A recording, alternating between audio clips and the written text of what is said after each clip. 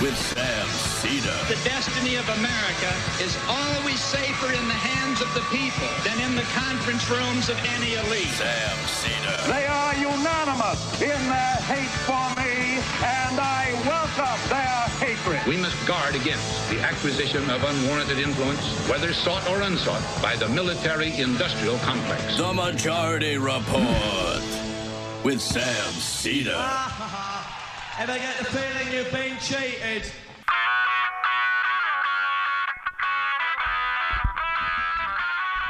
It is Monday, June 28th, 2021. My name is Sam Seder. This is the five-time award-winning Majority Report. We are broadcasting live steps from the industrially ravaged Gowanus Canal in the heartland of America, downtown Brooklyn, USA. On the program today, Pacific University professor of politics and government, Jules Boykoff, on his book, NOlympians, Inside the Fight versus the Capitalist Mega Sports in Los Angeles, Tokyo, and beyond. Meanwhile, well over 100 still unaccounted for in the Florida building collapse. 9 now confirmed dead. Mitch McConnell racing to quash the bipartisan infrastructure deal. Meanwhile, records shattered in the Pacific Northwest heat wave. And just in case you felt it had been a while, U.S. bombed Syria and Iraq. Derek Chauvin gets 22 and a half years for killing George Floyd. Joe Biden promises support amid U.S.-Afghan exit. New data shows cuts in extended unemployment benefits have not led to those jobs being filled. HHS revokes work requirements for Medicaid in Arizona and Indiana. Good for them. And lastly, rest in power Mike Gravel, who read over 4,000 pages of the Pentagon Papers into the record in the Senate 30 years ago. All this, 50 years ago. All this and more on today's Majority Report. Welcome, ladies and gentlemen. Happy Monday. Thanks for joining us at the beginning of the week. Joining me, as always, Emma Vigeland. Hello, Emma. How are you? Hello. I am well. How are you? I am apparently significantly older than I thought. I was only off by 20 years when the 70s were. So time flies. Time has flown, without a doubt. Wow. That was a little disturbing. But Mike Gravel has passed away and lived into his 90s and certainly, lived, I think, an impressive life. Left his mark without a doubt on this country. I think it's not too hard to find the video of him reading into the record, the Pentagon Papers. Just as a reminder for people, I think most people know this, but some might not. You have wide latitude as a senator or a congressperson to release documents by reading them into the record. You cannot. You have basically an immunity for whatever you say on the as long as it's not a foul of the the rules of the House and the Senate in terms of like personal insults and whatnot. But you have wide berth to do these to say these things, and by reading the Pentagon Papers into the record in the Senate, what he did was essentially sort of a de facto declassification. Would you describe it that way, Matt?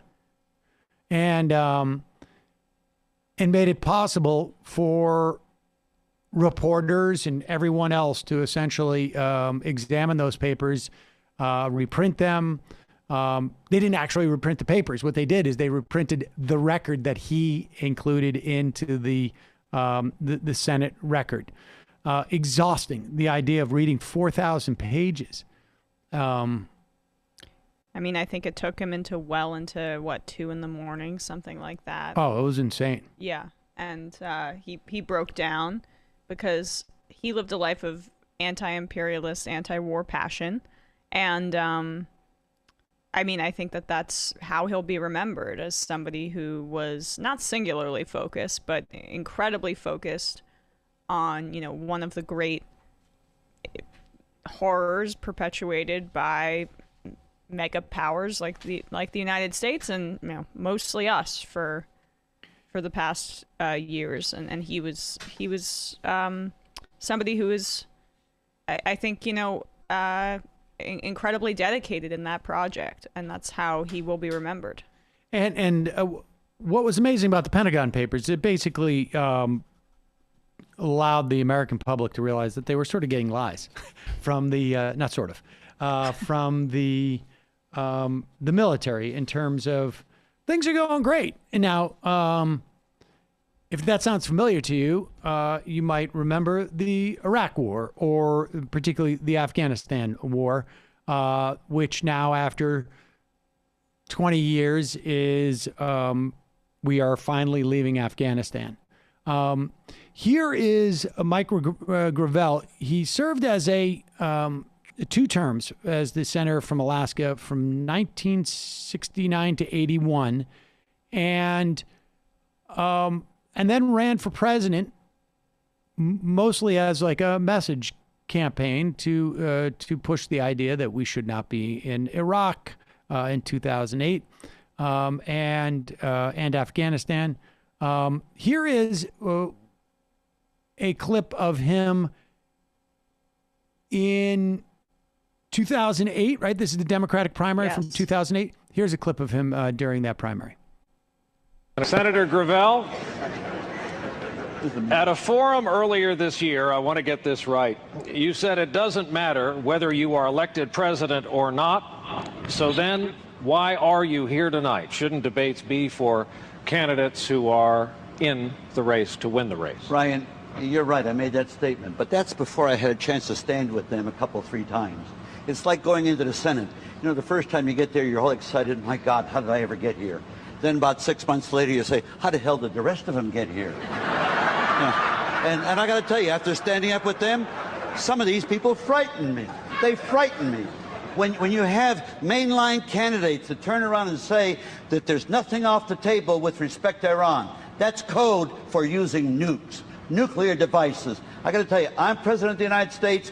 There will be no preemptive wars with nuclear devices. To my mind, it's immoral, and it's been immoral for the last 50 years as part of American foreign policy. Let's use a little moderator discretion here. Senator Gravel, that's a weighty charge. Who on this stage exactly tonight worries you so much? Well, I would say the top-tier ones. Top tier ones. They've made statements. Oh, Joe, I'll include you too. You have a certain arrogance. You want to tell the Iraqis how to run their country. I got to tell you, we should just plain get out. Just plain get out. It's their country. They're asking us to leave, and we insist on staying there. And why not get out? What harm is it going to do? Oh, you hear the statement, well, my God, the soldiers will have died in vain. The entire deaths of Vietnam died in vain. And they're dying in vain right this very second. You know what's worse than a soldier dying in vain is more soldiers dying in vain. That's. I mean, that aged pretty well. I mean, it was particularly on a day today where we just bombed Iraq again, and the idea as to whether we stayed in 2009, 2010 in Iraq made no difference whatsoever. what's going to happen in Afghanistan. Very difficult to say that our prolonged involvement in Afghanistan made any difference whatsoever. I mean, in fact, we very much created a lot more bloodshed.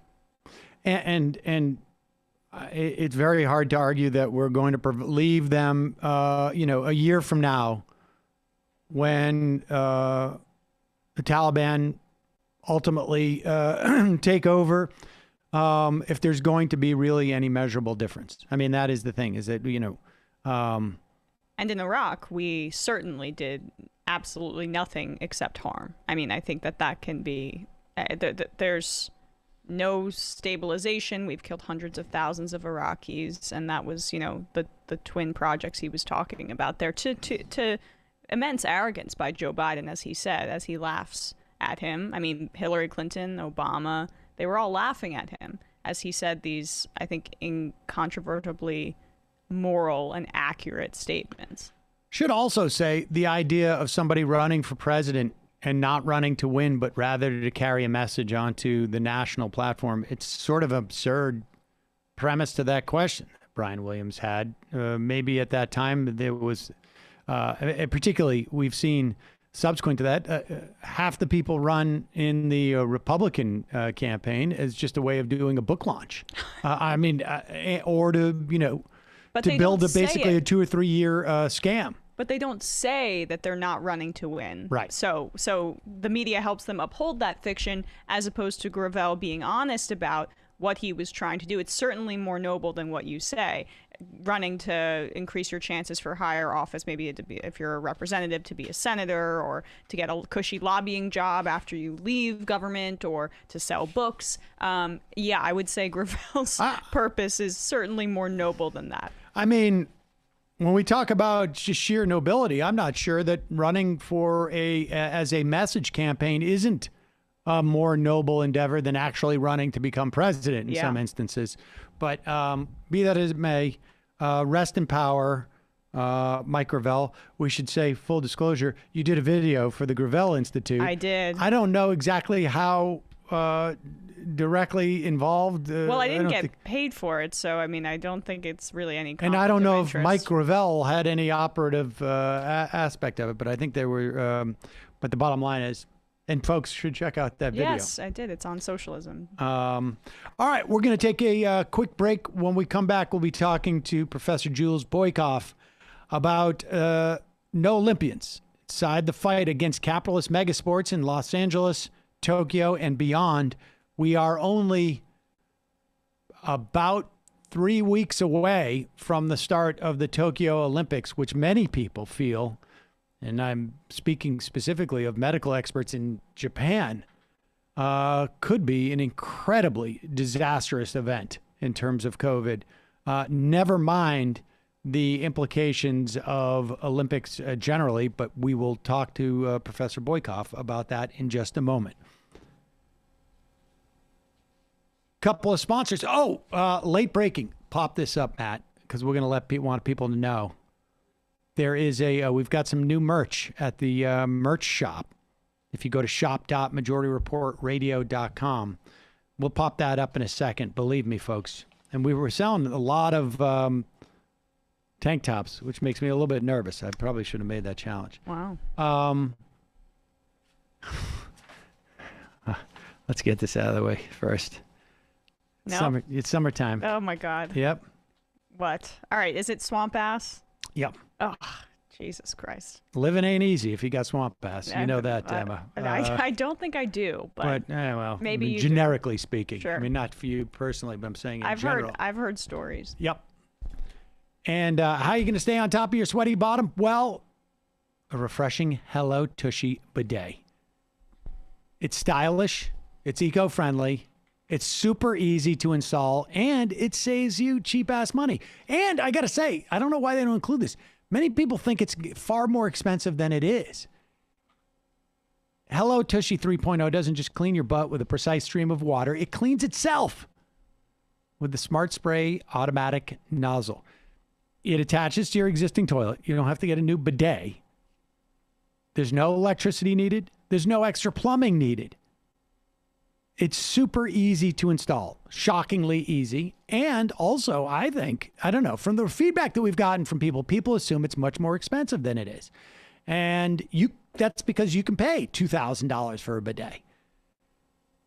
But this is a great way to, if you are, bidet curious. Hello Tushy has your ass covered with a 60-day risk-free guarantee and a 12-month warranty. If you already got a Hello Tushy, well, treat yourself to the new 3.0 model. And if you're new to the revolution, know that you're joining millions of happy Hello Tushy customers. Folks, I don't know, someone had sent in a clever, like, once you go bidet, you don't go back. I still like Bedak for some reason. Yeah. Look, defeat Swamp Ass. Go to hellotushy.com/majority. You get 10% off plus free shipping. This is a special offer for our listeners at hellotushy.com/majority for 10% off. hellotushy.com/majority. Oh, this is exciting. So, I need to get more short sleeve shirts like the one I'm wearing right now. And, but I also wanted some, like, I reserve, obviously, people who watch the show long enough, they know that I have like a rotation of like 3 shirts. And I rotate them through in a very clever fashion. I do that so that we, I don't have to do it's giving laundry yourself too much. A lot of credit. Yep. But... And it's true. Well, I needed one for more leisure time. So I ordered 2 different ones from Stitch Fix. Now, usually the way it works is you get a whole, like a Stitch or a Fix. They're like a whole box of stuff that they've picked out. But I wanted something really quick, and I knew exactly what I wanted. So I picked out 2 shirts, okay? And for many people, shopping is difficult. I am one of those people. Stitch Fix makes it much easier. It offers clothing hand-selected by expert stylists for your unique size, style, and budget. Every piece chosen for your fit and your life. You can look and feel your best. And this is what happens. You try it on at home. You keep what you love. You return what you don't. Stitch Fix has free shipping and easy returns or exchanges. A prepaid envelope is included. There's no subscription required. You just pay $20 styling fee for each box, which gets credited toward the pieces you keep. There's no hidden fees ever. Stitch Fix has styles and clothing to fit on any occasion. Women, men, kids, they ship all over the U.S. and available in the U.K. as well. Okay, so I got a fix. I got a space dye polo from Carlson, light gray, okay? And I figured this slam dunk. And then I also figure I'm going to try something that's a little bit outside my comfort zone, which was a seersucker short sleeve shirt, okay? That's the one you've been wearing. And they show up, and I didn't like the polo. The heather gray wasn't heathered enough for me. Okay. But I did keep the other one, and everybody in the office said it was very slimming. Yes. And so I kept the seersucker. It took me about 30 seconds to put the gray one back into the envelope. I just went back on the site, return, boom, done, whole thing done.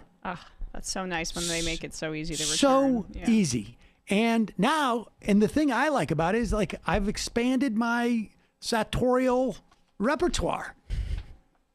Stitch Fix has styles and clothing to fit any occasion. And it's available in the UK. They ship. Check it out. Get started today at stitchfix.com/majority. You get 25% off when you keep everything in your fix. That's stitchfix.com/majority for 25% off when you keep everything in your fix. Stitchfix.com/majority. And lastly, I am a very habitual person. I think that's pretty evident, right? Mm-hmm. And there is nothing like, sort of like things that are casual and you can do on a daily basis, things that maybe are under the surface. What am I talking about? I'm talking about Third Love's bras. Now, I don't wear bras. Yes. So I don't have a sense of this, but... I will say I am wearing a Third Love bra today. Oh, well, there you go. Yes. Third Love's, then you know. I know, yeah.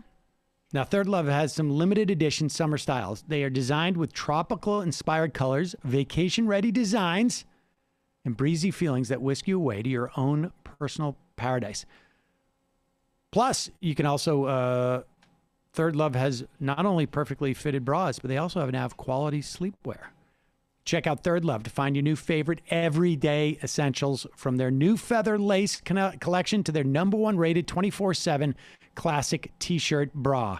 My daughter is constantly harassing me for new bras from Third Love. She loves well, no, I mean, them. they really are. It's a really unique service, and it's very helpful. And this is the thing. They have that simple fitting room quiz. It factors in your size, breast shape, current fit issues, and your personal style to find the perfect bra and underwear for you. If you have any questions, they have fit stylists that are available for one-on-one chats.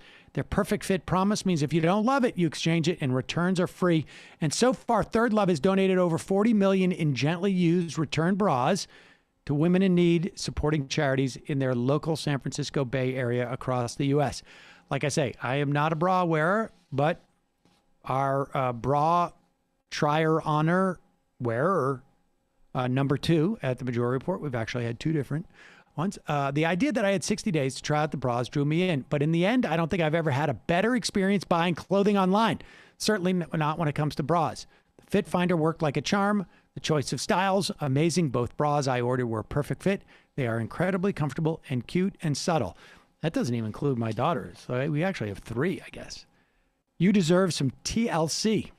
That's Third Love Comfort. Go to thirdlove.com/majority now. Get 20% off your first purchase. That's thirdlove.com/majority for 20% off today. Check it out, folks. Meanwhile, do we have that picture? All right, pop up this picture of the of what we've got at the we not only not have the what do you call it? The tank it's tops. already up on the site. We already have on the site. Oh no, it's Sam Seder. What an effing nightmare shirt. There it is. That's the back. What an effing nightmare. A little my like little top, really basically my forehead is there. And show the first half again.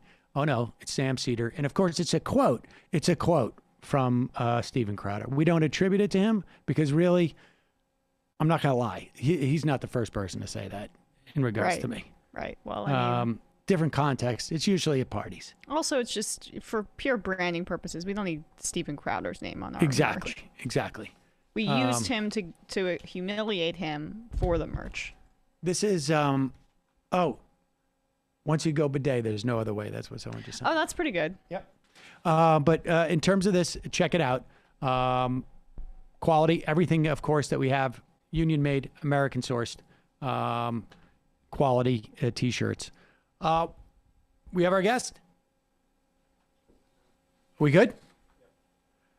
Joining us now on the program, Professor, Pacific University Professor of Politics and Government, the author of NOlympians, Inside the Fight Against Capitalist Megasports in Los Angeles, Tokyo, and Beyond.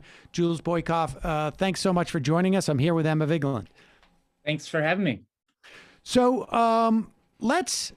obviously we're 3 weeks out from Tokyo. There's a whole nother sort of set of issues regarding the Tokyo Olympics because of COVID, but in many respects, the relentless, insistence on having these games when you have some of the top medical experts in the country saying this is a bad idea. The same forces are creating that dynamic, in addition to all the other issues that exist with the Olympics. So let's start with just sort of the history of the games and the problems with the games. And we should say this is not about the athletes per se, right? This is about everything else that comes with it. Absolutely. That's a great place to start, really, because there's no question that athletes are what make the Olympics what they are. Were it not for the athletes, there'd be no Olympics. But then you have this group of people from the International Olympic Committee who are the organizers of the games, who essentially use athletes like human shields to create these monstrous events that do incredible damage to the communities that host the events, whether it's Tokyo, whether it's London, whether it's Vancouver, or whether it's a future host like Paris or Los Angeles. And so the longer history of the Olympics really does help us make sense of this when you go all the way back to the beginning of the games and think that they were started by a baron, an aristocrat from France named Baron Pierre de Coubertin, who got together a bunch of other barons and dukes and counts and really created this elite affair. And ever since then, the Olympic chorus has sung with an upper class accent, and it definitely does that today. And that explains a lot of what happens and why it might not make sense to your listeners and viewers, why we're pressing ahead with an optional sporting spectacle during a global health pandemic. Well, if you think about the fact that it's elites with money on the line, including the International Olympic Committee and NBC, which is hosting the games here on the broadcasting networks of the United States, then it starts to make a little bit more sense. And we should say, full disclosure, this program replays on the Peacock app. I think the Peacock app is carrying a lot of the Olympic games. And we're not owned by NBC, but we do provide them content through a licensing deal. So full disclosure, that's there. All right. So let's talk. I mean, how much money are we talking about? Like, I mean, how much money when it's, we're talking about an extraordinary amount of money, and then lay out for us the different sort of cohorts of people who are getting that money.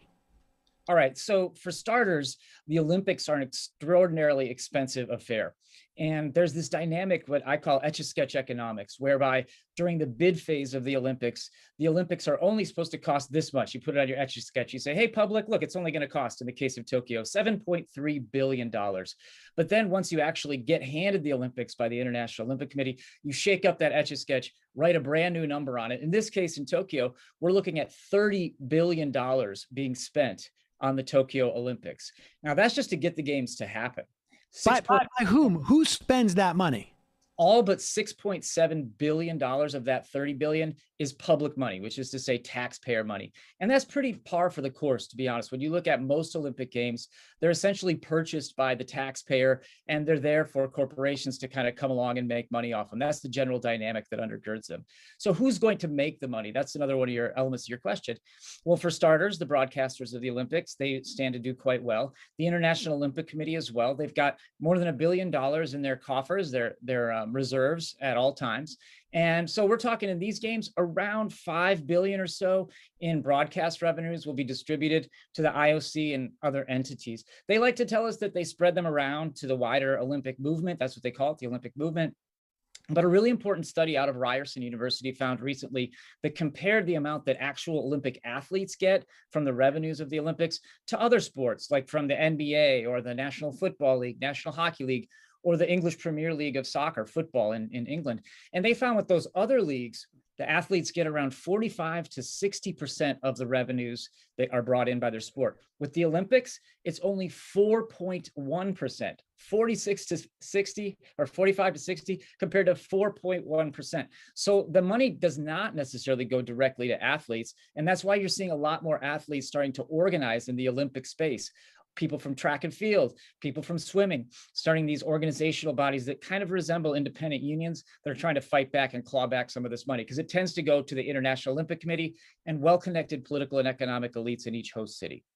And how much of this, capitalist driver is part of why we see the Olympics move from city to city, which has devastating effects on the infrastructure, the house's population, etc. People who don't have the resources and who are forced out of areas where there's just this enormous amount of construction and building that just goes by the wayside, once these temporary events are done. Yeah, that's such a great and important question. So for starters, if I may just say that no matter where the Olympics happen, there tends to be at least 4 negative externalities, downsides, negative underbellies of the Olympics. And that is overspending, which we've talked about. That is the displacement and eviction that you're talking about there. There is the greenwashing that is endemic to the Olympics as well, talking a big green game, but not actually following through. And then there's the militarization of public space around the Olympics. It's become such a large spectacle that local security forces basically use it in order to get all the weapons that they'd ever want to get, and special laws to suppress dissent that they'd never be able to get during normal political times. So why don't we just put it in one place, for example? I think it's kind of ghosting behind your question there, Emma. And the answer is exactly what you're talking about. Capital accumulation. The International Olympic Committee is this band of peripatetic elites that definitely don't want to keep it in one place. That's part of the fun for them. also with the corporate sponsors, who, by the way, give about 18% of all revenues to the International Olympic Committee. They use the Olympics as a way of grooming potential hires down the line, partying with their friends and that kind of thing. Why would they want to give it up and have it in the same place, like boring old Athens or something like that? Sometimes people will suggest Athens, even though it's not clear that actually the people of Athens would even want the Olympics after the debacle of 2004, where they way overspent and you have a herd of white elephant stadiums sitting there unused. And so I think, to really directly answer your question, it's because of the International Olympic Committee has no interest in anchoring it somewhere. It's much more fun to zip around the world with all of your IOC members. I'll just say, as a sort of counterpoint to the fact that the athletes barely get anything, if you're on the International Olympic Committee's executive committee, their board, you get $900 a day in per diem only. That's not to mention the 5-star hotels, everything else. You're stacking up $900 a day for just sitting in the crowd, maybe snoozing away the afternoon watching a sport. So that is because of all that, you've seen this real rise in dissent against the Olympics. In Tokyo, we're definitely seeing it. Some 80% of the population plus don't want the Olympics this summer, but it's even beyond Tokyo because of the problems that you're alluding to. So, and when we talk about, I mean, when you're explaining, like, you know, the amount of public funds that go into this and how the NBC in this instance gets $5 billion, you know, the public spends $35 billion essentially. NBC gets $5 billion. I would imagine you have a tremendous amount of real estate interests that are local, but who knows what relationships they have with other, you know, real estate. They're making hundreds of millions, if not billions of dollars as well. It just reminds me of, like, basically my daughter's business that she got going, which is I buy her clothes. She sells them on Depop, and she thinks that she's, you know, some type of business mogul. And I'm like, it's just a transfer of money. I'm just giving you money. You're just going through the exercise of selling the money I gave you for maybe a little bit less money. And then you're just pocketing it. And that sort of feels like what this is. Even before we get into all of these sort of ancillary ills that it creates and displacement that it creates, that and essentially scarring of the development of cities that it creates. Mm-hmm. Yeah, that's a great way of putting it. I hadn't quite thought of it like that before. You know, I'm talking to you from Portland, Oregon, and just up the road from where I live in Vancouver in Canada, I interviewed an activist there back in 2009 called Am Johal is his name. And he said at the time, he said, the Olympics are a corporate franchise that you buy with public money. And I think that's kind of underneath what you're saying there. It's a corporate benefit to the Olympics, but it's bought with public money, or in the case of your family, with your money. And that money that the corporations benefit from, that doesn't stay in the local community. That gets leaked out to these corporate sponsors who are worldwide corporate sponsors. I mean, we're talking about like Airbnb, Coca-Cola, Alibaba, these international firms that are leaking the money that they make out from their pole position at the Olympic Games. And so more and more people are waking up to this. And that's why the Olympics are having a harder time locating in particular cities, because nowadays, whenever some elites in a city decide to put a bid forth, you basically have a bunch of activists standing up saying, wait a second, we heard about these Olympics. Now, also to your point about developers, you're absolutely right that they stand to benefit massively. Let's just again look at Tokyo for a second, since that's on everyone's horizon here. And when they built the new national stadium for the Olympics in Tokyo, they actually had to adjust the local laws, because previously you could only build up 15 meters. It was an old imperial law, so you didn't dishonor the empire. Well, when they wanted to build this national stadium, it was going to be 80 meters tall. And so they actually had to change the law. Well, who benefited from that? Again, well-connected developers who could build up with the structures that they already owned and stretch more rent out of their spaces that they own. And so again, this is a corporate franchise bought with public money, as Am Johal said way back in 2009. And just to be clear about that dynamic, because I think this dynamic takes place in its own unique way, depending on what city it is. It's a form of disaster capitalism, essentially, like, right? Like, this is a unique situation. So we're going to change the laws, but the application of that change of the laws, which is necessarily favors capital at that moment, that continues on. That legacy lives. This is a way of us to change the laws because of this special situation that we've created A capital is created essentially that will ultimately allow capital for years to come to take advantage of. Exactly. In fact, back in 2013, I wrote a book called Celebration Capitalism and the Olympic Games. What I talk about is celebration capitalism is basically a 1-2 punch with Naomi Klein's disaster capitalism. It just happens in celebration conditions, notwithstanding everything I was just talking about all those downsides. The Olympics are tremendously popular so long as they're not happening in your city. And so in that moment of celebration, all these elites can get all these special laws, all these security officials can get all these weapons they'd never be able to get during normal political times. It's just in a celebratory atmosphere instead of the state of exception being a negative one, as with Naomi Klein's disaster capitalism. Exactly. And it's, I mean, necessarily when, I mean, these games are not going into places where there's no people, right? And they are displacing people. They are upending communities. And necessarily, it's going to do so. It's like water travels, downhill. They're going to go to the place where there's the least amount of political resistance, which is almost always a function of basically people who are living in low income or poor areas who don't have the political power to push back, even if they are just as inclined not to want the Olympics there as anybody else. Absolutely. In fact, often what we see with the Olympics is that it targets public housing. I was in Tokyo with the great sports journalist Dave Zirin. We were writing stories for The Nation magazine back in July 2019. And we interviewed 2 women who were displaced by the 2020 Olympics from public housing. They were also displaced by the Olympics in 1964 in Tokyo, the same women. I mean, incredible story. So the Olympics tend to decimate public housing, and it's not just a Japan thing. In the United States, in Atlanta, 1996, huge public housing communities were destroyed to make way for the Atlanta 1996 Summer Olympics. And so, yes, this is definitely one of those central dynamics, displacement. You look at China and what happened when Beijing hosted the 2008 Olympics. 1.5 million people were displaced to make way for venues. That's breathtaking, 1.5 million. I lived in Rio de Janeiro in the lead up to and during those Olympics. I had the good fortune of being a Fulbright research fellow then.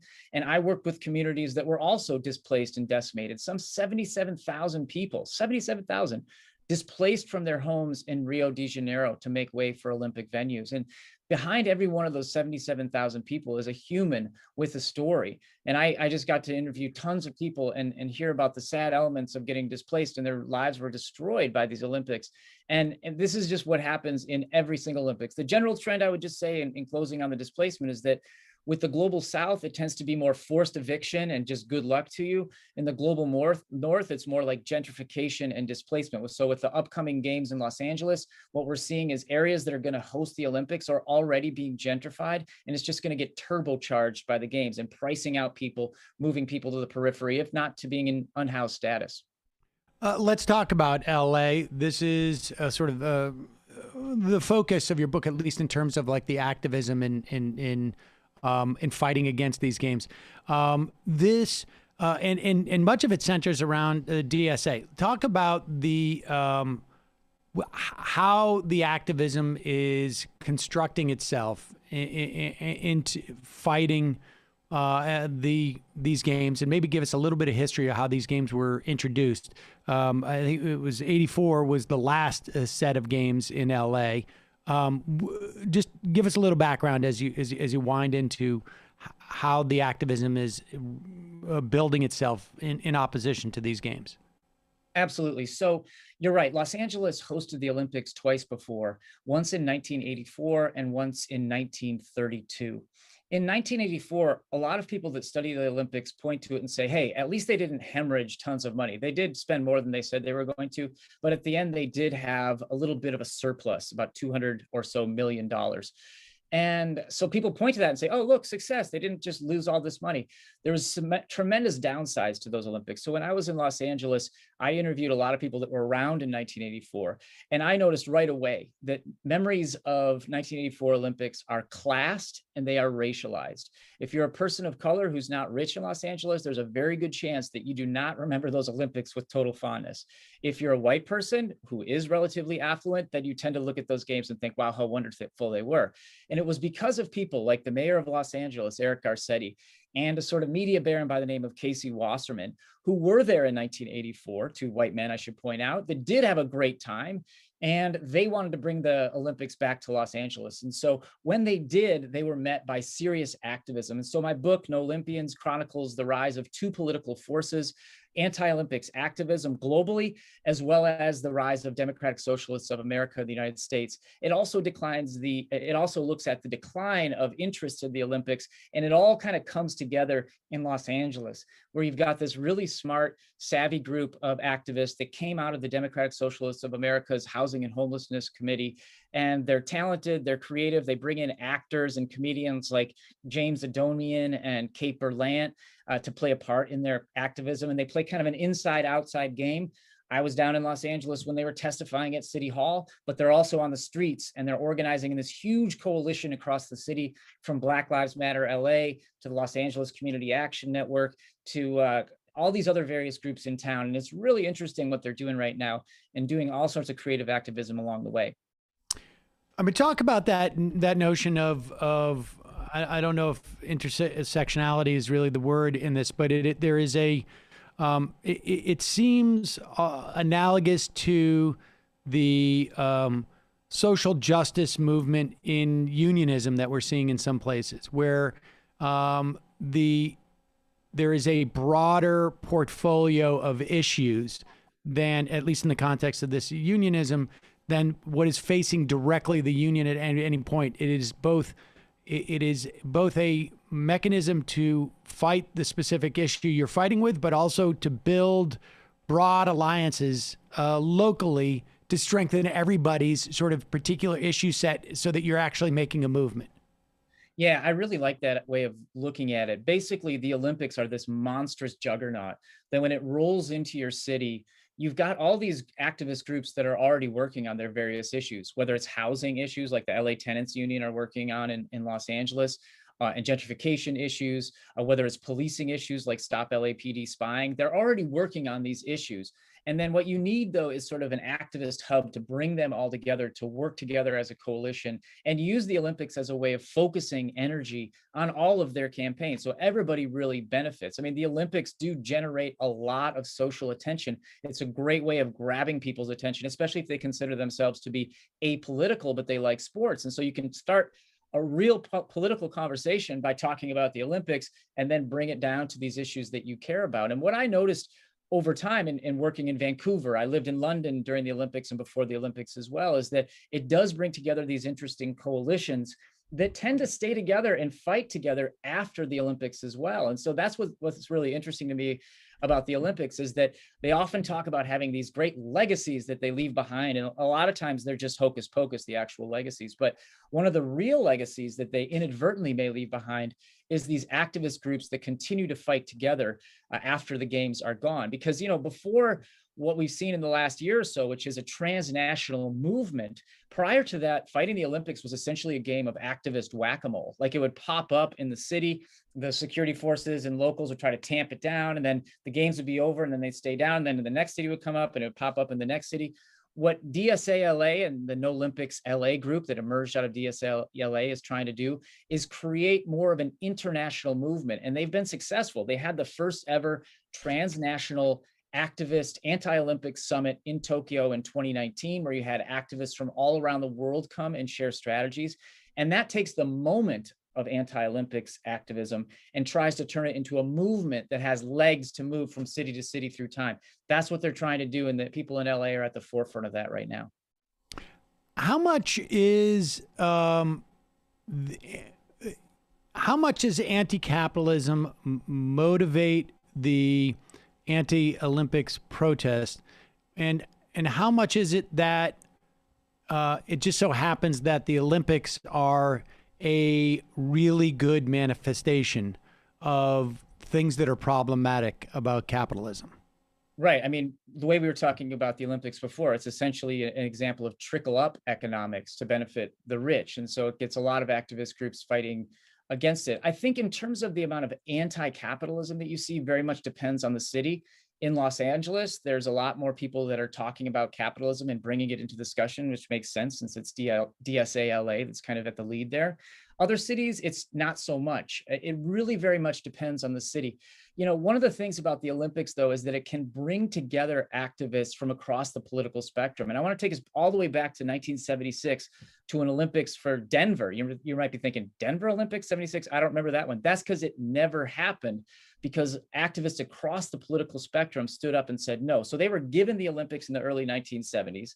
And then people that are fiscal conservatives are like, we're spending money on what? Like, that doesn't make any sense in terms of the way we see the world. You had all these left activists in the environmental sphere come together and say, we're going to destroy our mountains. We're going to Californicate Colorado. That was one of the slogans, don't Californicate Colorado. And they actually came together, these two groups, got a ballot measure on the ballot, Colorado, a wide vote. And they said no to the Olympics. We're not going to give you any money. And so the International Olympic Committee was forced to move those Olympics to Innsbruck, Austria. So it's one of those weird things, the Olympics, where it can actually bring together people across the political spectrum to say no to the games.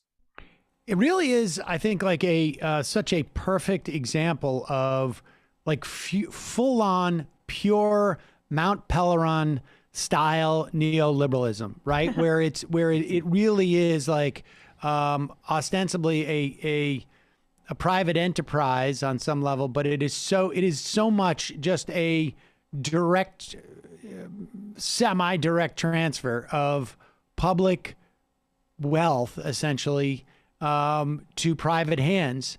And then on top of it, there's huge social costs that are completely sort of socialized, whereas all of these private profits are taken by the same sort of group of people. Sometimes they open up the doors and it's like, yeah, we're going to give some to the local versions of us, and then we're just going to move on to another locality. I mean, it really is sort of impressive in that respect. So let's talk about the at least in the context of LA.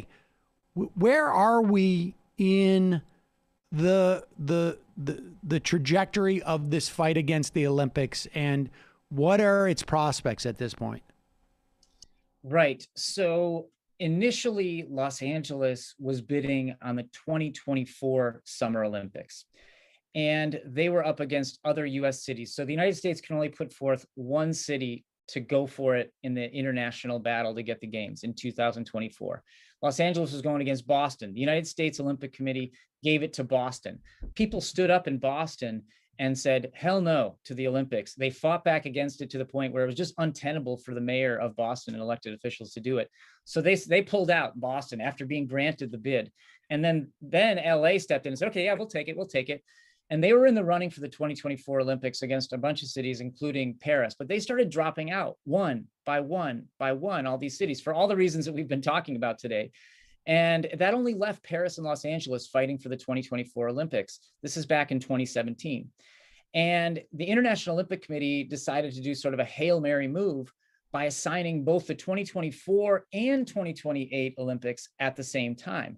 Now, they said, of course, the International Olympic Committee did, that they had all these great bids and they just want to make sure everybody was happy and so on. But the reality is all these activist movements around the world that had scuppered these bids, leaving only Paris and Los Angeles standing, put the International Olympic Committee in this sort of position of desperation. And they assigned the 2024 Olympics to Paris and the 2028 Olympics to Los Angeles. Now, usually in the recent era, the assignation of the games, the assigning of the games to the time they're delivered is 7 years. But in the case of Los Angeles, because of this sort of fancy move they did, it was actually 11 years. So for starters, a lot can happen in 11 years. And we've already seen a ton happen. And coronavirus has really opened our eyes to what can happen really swiftly like that. But it also created opportunity for activists in Los Angeles to organize over a longer period of time and to figure out how they might like to strategize against the Olympics, since they had actually an additional 4 years. And so that kind of what brings us to this present moment of Los Angeles fighting hard against the Olympics, and the Olympics really having their shine taken off them by this debacle in Tokyo, and the way that the International Olympic Committee has rammed ahead and made it very clear to the entire world that people in Japan have no power to cancel the games, even if they wanted to. I mean, the Prime Minister of Japan stood up in front of the cameras and said, I couldn't cancel the games even if I wanted to because of a provision in the host city contract that all host cities sign, including Los Angeles, that says that the International Olympic Committee has the ultimate power to cancel the Olympics. And so all this is really helping anti-Olympics activism as you see what's happening, the selfish way that the Olympics are unfolding in Tokyo. Yeah, and I should say that that's also absurd in terms of, I'm quite convinced the Prime Minister of Japan could make it much more cumbersome for the Olympics to come. But what I think is interesting about the implications of that longer timeline and what you write in the book about internationalizing this, like the analogy, when I was in college, I did, school activism. I mean, broader activism too, but within the school. But the problem was that you had like a 4-year window and then you had a completely different population. So there was no institutional memory. It sort of feels like that is, you're building, or I should say, the No Olympian movement is building an institutional memory that is both that both exist temporally and spatially. Yeah, that's a good way of putting it. And that is exactly what they're trying to do, take the moment of anti-Olympics activism and change it into a movement that has that kind of historical memory, that knowledge transfer. And that's really what that anti-Olympics summit in Tokyo in July 2019 was about. Were it not for the coronavirus, there would probably be yet another international anti-Olympics summit this summer at the Olympic Games. And so it'll be interesting to see moving forward how they take that transnationalism and convert it into solidarity and activism around the world against the Olympics. You're talking about organized activism with DSA on the ground when it comes to opposition to the Olympics. I just wanted to return to the athletes organizing because that's a fascinating dynamic in and of itself. Like, for a lot of these specialized sports, this is the peak of what one can achieve, as opposed to, say, as you mentioned, like the NBA and the NFL. You can make a lot of money playing in a league every year, being at the top of your sport. That 4% figure is staggering. How is that pay structured? One, do, say, swimmers or basketball players get paid more because that's a more popular sport than archery or whatever it is in the Summer Olympics? And how much money really is made? Mm-hmm. Great questions. And, you raised the really vital point that basically not all Olympic athletes are created equal. You'll have these superstars rolling in from the NBA and the WNBA who are doing fine economically. They don't need the Olympics. They don't need the $37,500 you get from the United States if you win a gold medal, for example. But then you have athletes from lesser known sports, say fencing, where you actually had an athlete who she started a GoFundMe page because there was really no other way to make it work.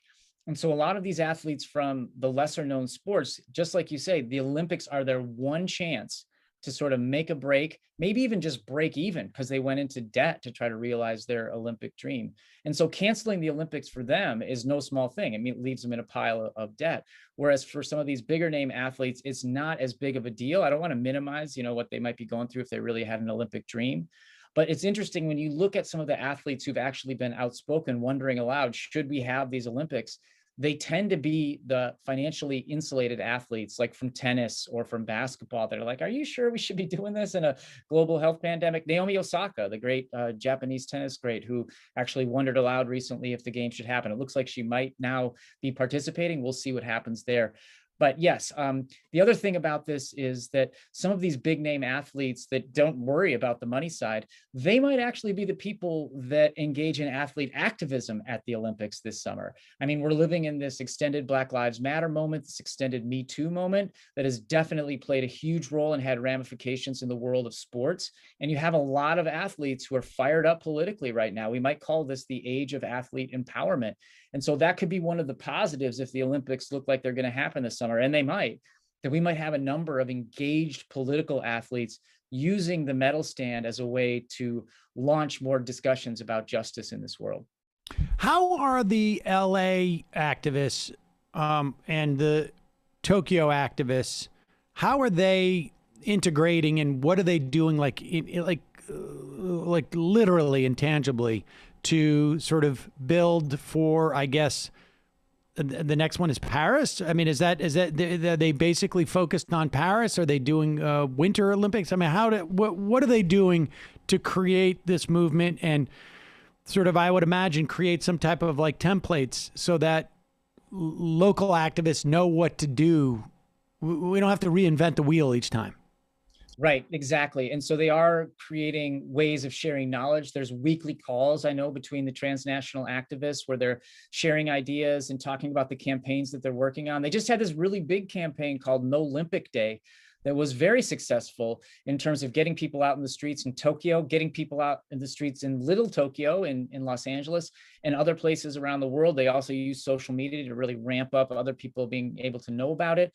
So they have these weekly calls that they do, these actions that are coordinated. They are also talking to people around the Beijing Olympics. So to your question, yes, it is also involving Winter Olympics. I mean, let's not forget that the Olympics are really in a bit of a slow motion crisis right now. It's not just the debacle in Tokyo that's unfolded in really unpredictable ways, but in only a few months' time, like around 7 months or so, we'll have the Olympics in Beijing, an obvious human rights violator. And so the International Olympic Committee is just trying to get through this crisis and on to Paris, where there's a very fervent group of anti-Olympics activists who are occupying space, for example, in community gardens there that'll be decimated for the games, and engaging in all manner of other practices. And yes, they're in constant communication, this sort of transnational unit. So at the end of the book, you give a sense of what can be done here in terms of the games. Let's talk about those. I mean, you frame them as reforms, and I guess presumably the DSA, at least to a large extent, is interested in sort of some form of radical change. Like, talk about the specific reforms that you espouse, but also that relationship between reform as opposed to, the Olympics as a surrogate for capitalism, and what DSA's agenda might be there. Yeah, well, there's tension between what I suggest in the book, and I acknowledge that in the book, and what the activists from DSA LA, NOlympics LA want. Let me be very clear. NOlympics LA is an Olympic abolition group. So they want to abolish the Olympics. They want to abolish the International Olympic Committee. And No Olympics Anywhere is one of their primary slogans. So you might say it's like a non-NIMBY approach. They don't want to be Olympic NIMBYs and just say, not in our backyard, but someone else can have it. Sure, no, there are no Olympics anywhere. Now, I can agree with that in principle. I think that the International Olympic Committee has done all manner of horrible things, and we didn't even get into the corruption behind the Olympics. There's actually huge corruption allegations behind these games, maybe another time. But, so I'm hugely critical of the Olympics, and I have been for around a decade plus. But I also see the International Olympic Committee's power. And so I try to engage in sort of a constructive way about things that they could possibly do to make the games a little bit more just for everyday working people in the Olympic city. And, a couple of the things that I suggested was, one, take all the Olympic villages that are built. So every time there's an Olympics just about, they build a special Olympic village where the athletes stay during the games. Take that and convert it into some manner of social housings for people that actually need housing. I mean, Los Angeles is a perfect candidate for this. I know they're going to try to use the dorms in USC and UCLA, but were they to build an Olympic village, why not help the unhoused population, which is enormous in Los Angeles? So have an actual positive social function for the Olympic Village. I also say they just need to be accountable. I mean, the International Olympic Committee is one of the largest sport infrastructures in the world, and yet one of the least accountable. There just has to be some kind of anchor point that pushes back on them when they don't follow through with their promises, which is basically every 2 years when they have an Olympics. And so trying to think about creatively how to do that, maybe with their partners at the United Nations, who they do a lot of spectacle promises with, but don't actually the UN doesn't really have a lot of power behind them, but I think they could be a group that could impose some legibility on the process. And finally, give more power to the athletes, especially now as they're getting more and more organized in all these different sports. Let them have more control of the Olympics. There is no reason why the International Olympic Committee should have an honor member by the name of Henry Kissinger. he is an honor member of the IOC. So he can show up at the Olympics, sleep away the day in the gymnastics competition, collect his money for his per diem, and then head on his merry way. We're talking about one of the biggest human rights ogres in the history of the world. And he is an honor member of the International Olympic Committee. So you could just start by scraping away all the detritus out of the IOC as well and probably go pretty far. So there's a lot to do. Don't get me wrong. Those are a few places I think we could start. Well, what about the idea of finding a designated place in the world that becomes like, this is where the Olympics are? We've got one in the summer, one in the winter. We're not going to rebuild this every time. This is where it's going to exist. Maybe there might be, some economic activity that builds up around it, but I don't know where this place would be. But why couldn't that be the case, where the level of displacement, and that, let's say, the money that supports the development of this, obviously by the second go round, is less, right? You just need to keep up that it actually is spent by the people who are profiting off of all this, as opposed to sort of just sucking both resources and the vitality of a city out of a city and giving it to these interests. Eminently sensible, and that makes it probably impossible to do within the Olympic sphere. I mean, I think Emma was getting at this a little bit earlier, like, what would the International Olympic Committee do? They won't go along with this. They like the peripatetic grifter life. They like traveling around the world. I just debated mano a mano a couple of weeks ago the longest serving member of the International Olympic Committee, a guy by the name of Richard Pound. He's from Canada. And when this came up, this idea of kind of having the Olympics either be in a sort of group of cities that travels around the world or anchored in one city, it was just an absolute no-go for that guy. It's just an absolute no-go. That would take all the fun out of it. It would also undercut all the possibilities for these developers, and they just have absolutely no interest in doing it. What is their response? I mean, they don't say like, well, look, we need to be able to exploit these places to make cash, and I like to party. I mean, that's not what they say, right? I mean, they must come up with this is an international thing, and so is it something like that? Like, what do they say to that? Well, I mean, if you're on the International Olympic Committee, you're pretty much a true believer. And so you believe things when you say the Olympics are a force for good, 100% force for good in the world. And so for people like Richard Pound, they're like, why would we want to limit this 100% force for good to just one city or like a handful of cities that we rotate when we could hand it to the whole world, that kind of stuff. I mean, the truth of the matter is, if you listen to that debate with him and I, basically, he argues from a position of sort of fluff and hypothesis and ideals.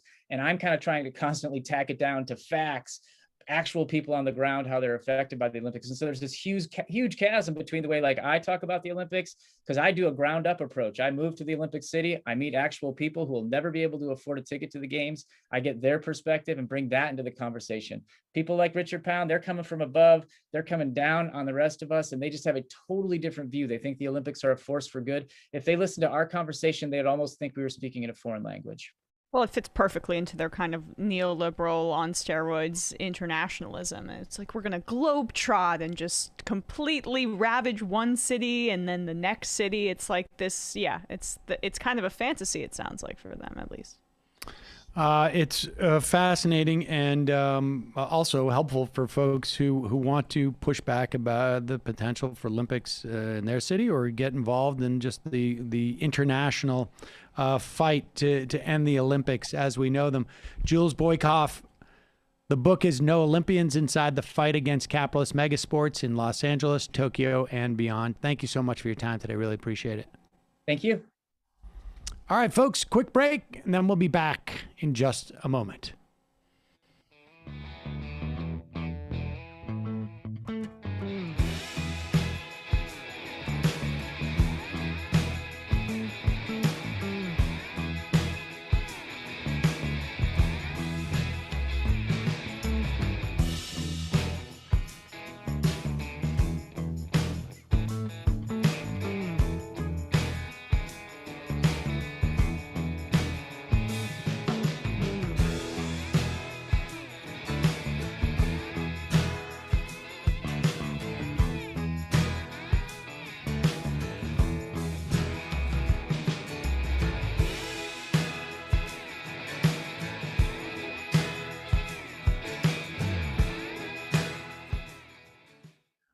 We are back and wrapping things up. That last point you made, Emma, reminded me of a longtime listener of this program once told me this story that she was going to a fundraiser for a theater group in New York City. I can't remember the details. It happened probably over a decade ago.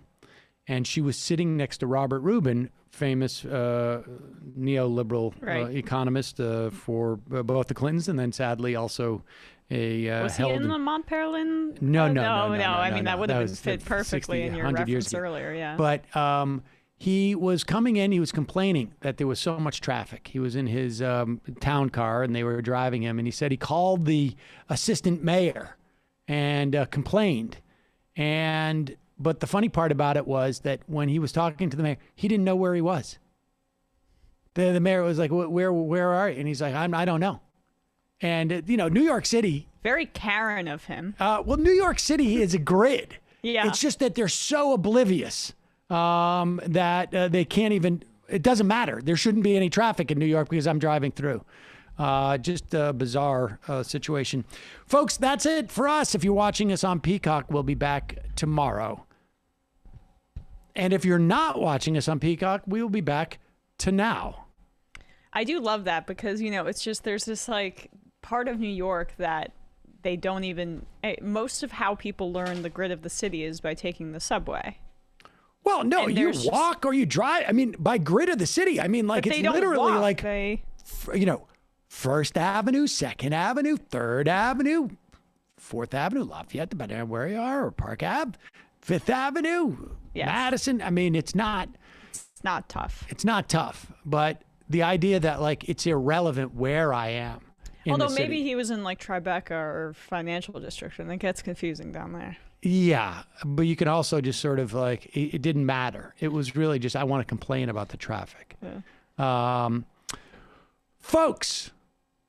Just a reminder, it's your support that makes this show possible. You can become a member at jointhemajorityreport.com. When you do, you not only get the free show free of ads, you also get the fun half.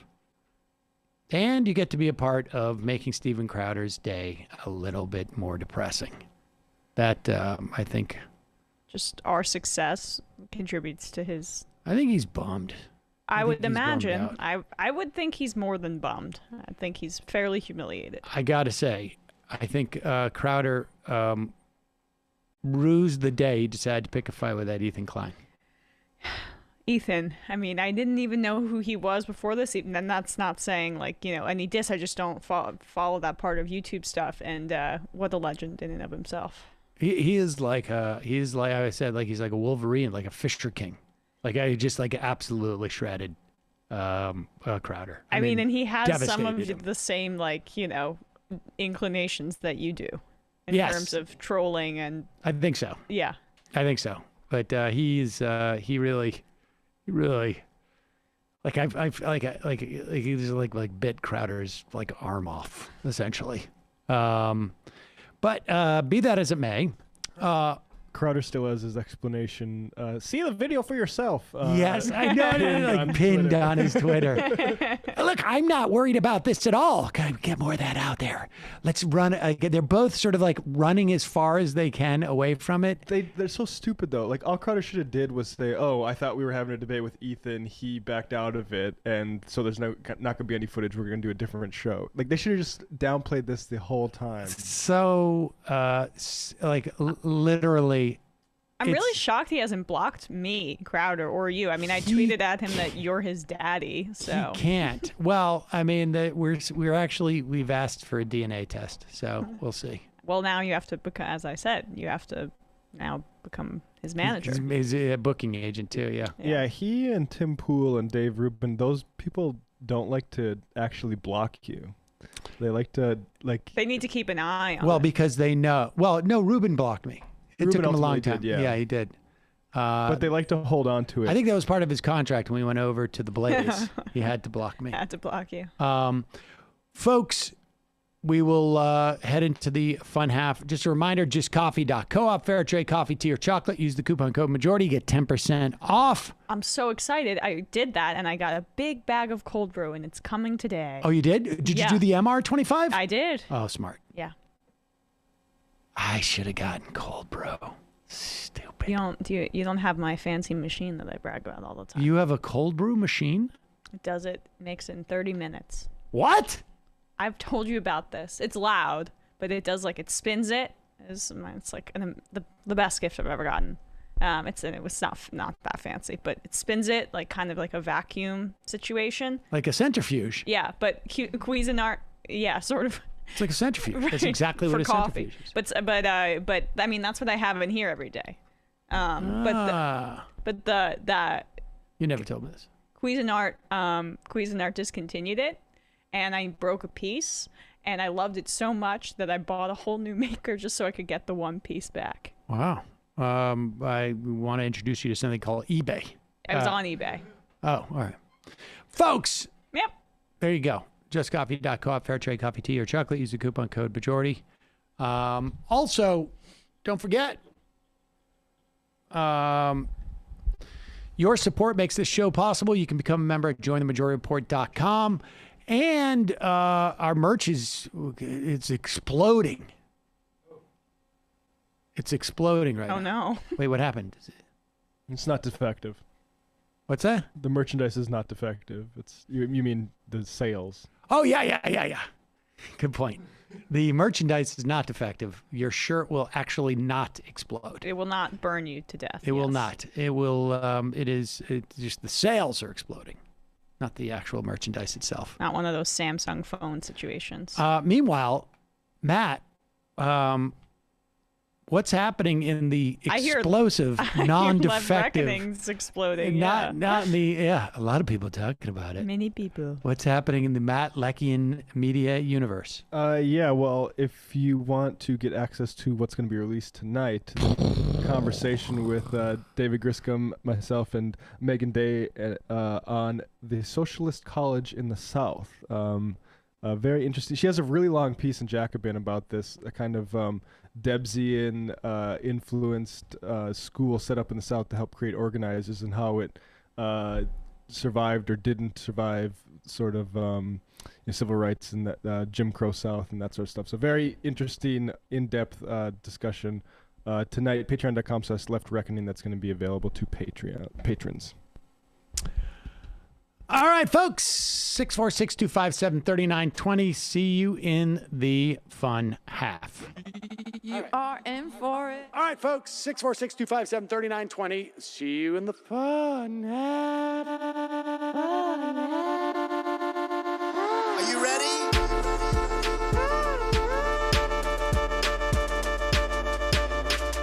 Who sent us this? Alpha males are back. Boys back. And the alpha males are back.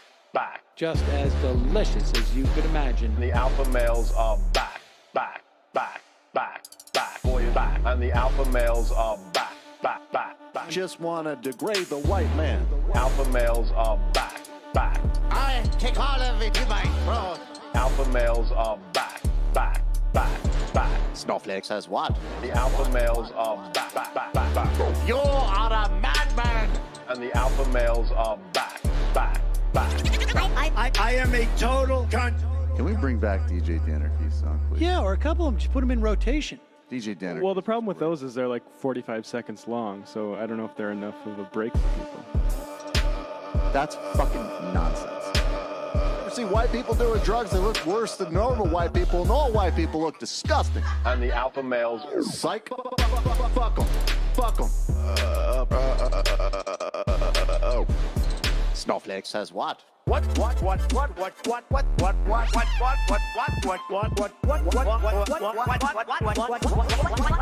says what? A hell of a lot of bang. A hell of a lot of bang. A hell of a lot of bang. Okay, I'm making stupid money. Hell of a lot of bang. A hell of a lot of bang. All lives matter?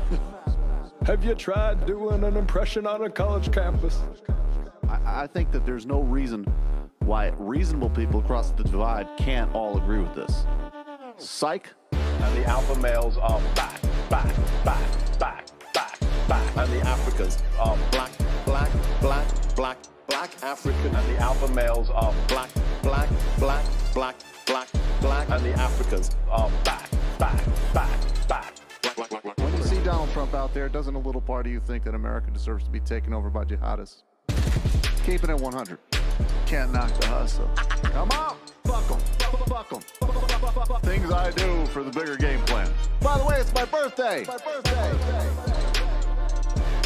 Happy birthday to me, Jew boy! I have a thought experiment for you. And the alpha males are back, back. Africans are black, black. Alpha males are black, black. Africans are back, back. Come on! Come on! Come on! Someone needs to pay the price for blasphemy around here. I am a total pussy.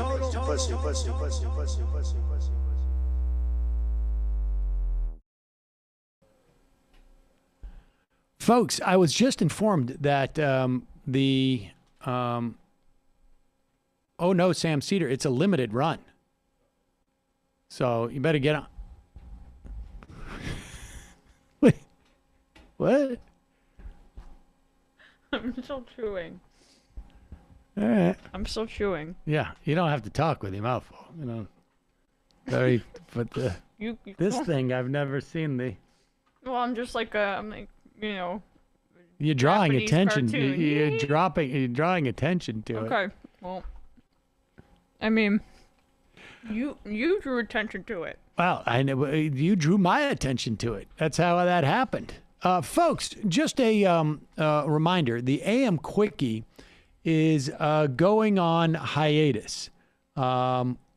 It may be back in the fall. We are doing some investigations as to the potential for it to come back in the fall. We shall see. But we shall see. Let's go to the phones. Calling from a 618 area code. Who's this? Where are you calling from? Hi, this is Tony from Illinois. Tony from Illinois. What's on your mind? Hey, I wanted to ask a question. It's kind of off topic of what you guys are talking about today, but it's kind of a question about Medicare for All. Sure, please, of course. Entertain that. Yeah, so I'm obviously from the Midwest, and I live in an area where, there's a lot of conservative folks in Southern Illinois. And I was kind of wondering how in a person-to-person conversation do you think you can explain Medicare for All and the reasoning behind it and get across kind of, the reasoning also why it could be kind of like a public good for people? Well, I would start with, I think the what has happened in this country is that it's been sort of like presented as if it was something that is like incredibly radical. And so I would start with the, making sure that whoever you're speaking with knows that, like, we have 45 to 60 million, 60 million people who are on Medicare already. We have another, 80 million that are on Medicaid. So we already have almost half of the country on a single payer healthcare system, but it only gets more efficient with the more people that you bring into the risk pool. And so that's where I would start. And the people who are on Medicaid are in higher risk categories, so bringing in a larger population of people who are, younger, whatever the case may be, would have that effect. Yeah, right now we have, for the most part, between Medicare and Medicaid, theoretically, the most likely to, get ill and need it, older people and people living in lower income.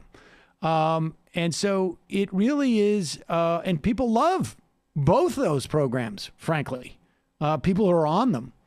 And it would, the increase in efficiency would allow for more offerings. And as a society, right? If you don't contemplate, like, what are we paying in the private sector? What are we paying in the public sector? As a society, we would pay less for healthcare and get better outcomes.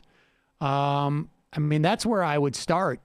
And then I would just say, like, you know, contemplate the idea of going to the doctor and not worrying about cost, and also not worrying that maybe your doctor is prescribing a medicine or a procedure or even an examination that is a function of what is most profitable for them, because that's actually the reality too. There was a great piece by Atul Gawande like 15 years ago now about two towns in Texas.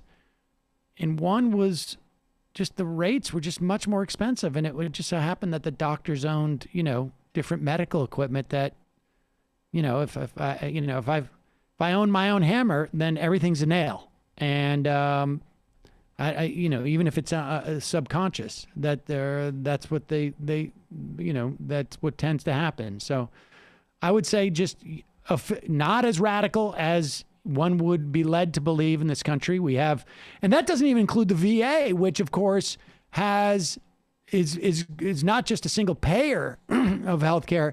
It's actually a government-run provider of healthcare. It's full-on socialized medicine as opposed to just insurance. That's where I'd start. Okay, yeah. I mean, I generally start with folks, especially around here. I mean, I know what the people focus on. I try to start with the underlying reasoning as to why single-payer healthcare would be good on an individual level, because you don't have a choice to enter the market necessarily for oncology services, for instance. You kind of just need it. So I try to do that first, but I think maybe, you know, what you say is probably a I mean, I think presenting it that way is more complicated. I think people just want to not be afraid of it. And the reason why they shouldn't be afraid of it is because Medicare, you know, who's not psyched about Medicare? Yeah, I mean, nobody. Right. Well, I mean, honestly, maybe, like, not very many. Yeah. I mean, it's certainly, you know, you can say, like, ask your parents or ask your grandparents what they think about Medicare. Is there some difficulty? Which is better? Let's put it that way. Private insurance or Medicare, right? I mean, it's, it's a slam dunk, I think. And it's just like, why not for everybody? I appreciate the call. Thank you. Bye. Let's go back to the phones. Call from 559 area code. Who's this? Who are you calling from? Where? I mean, who's this? Where Hello, are you this calling? This is Nick in Japan. Nick in Japan. What's happening, Nick in Japan? Did anything resonate from the phone call from our interview today? Sorry. I came into the interview a bit later toward the end. Okay. Outrageous. No, I actually had an unrelated question.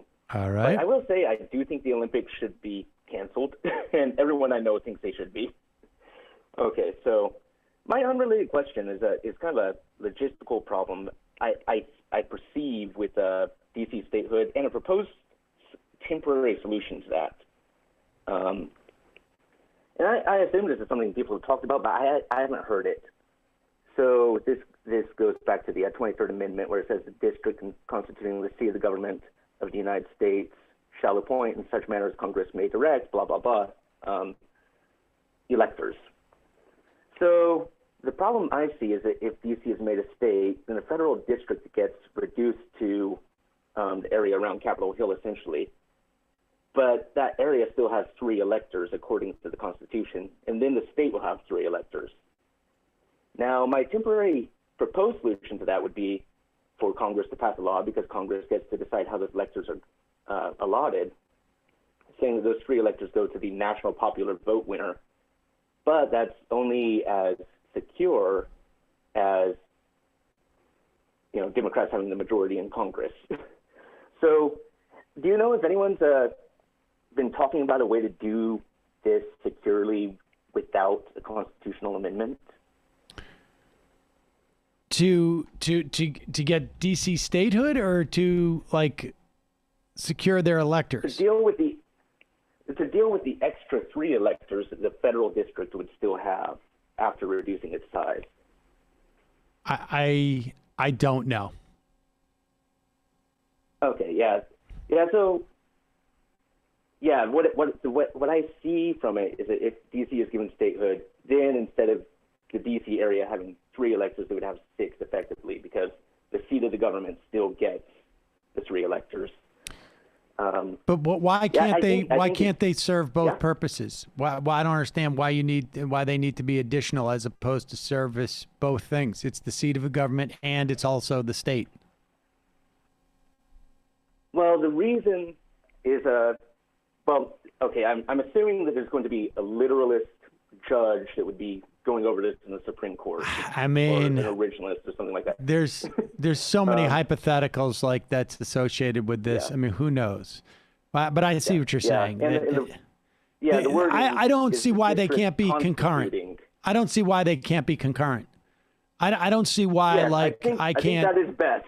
Yeah, no, I think it is best too, but I just don't think, but again, I don't think it's completely crazy to assume that some judge is going to have some type of like a crazy read like that, but we just can't predict that at this point. But appreciate the call. Thank you, Nick, in Japan. Okay, thank you. And Thanks, I hope it happens. Me too. I don't think it's going to, but appreciate it. Avil No Garcias. True to its name, the AM Quickie lasted as quick as Sam's career. Now he's stuck with us. I feel like there's a good joke in there somewhere. You could have said you meant acting career. Yeah, or just career in general. I don't know. What should we start with here? I mean, Marjorie Taylor Greene, potentially. Well, let's start with Mitt Romney because... Well, then just don't ask me. Oh, no. I mean, I was just curious, but I was curious. I didn't say I was going to listen. But let's start. We know what Emma's vote is. Let's just start with Mitt Romney because this thing really is just sort of... there is such this dynamic right now where we have trillions of dollars in infrastructure at stake. This is going to be resolved, folks. Like, it's not going to be completely resolved by the end of July, but it's going to be. We're going to have a 75% understanding of whether we're going to spend $6, $5, $4, $3 trillion on stuff that we couldn't even imagine. We could imagine, but this is a serious, monumental turn in our politics. And it's just like a bunch of guys, essentially. There's some women, but it's mostly guys who are sitting around just it's like, where are we going to go to dinner tonight? Yeah. I don't know. Jimmy always likes to go to the Italian place, and I don't like. And meanwhile, the rest of the body politic doesn't seem to be sort of engaged in this. It's just so bizarre. And here's Romney sort of saying one of the people who's in this dinner decision-making process. And he's just going it's all a farce. We're just going to figure out where we're going to go to eat tonight. Here he is on Jake Tapper's State of the Union over the weekend.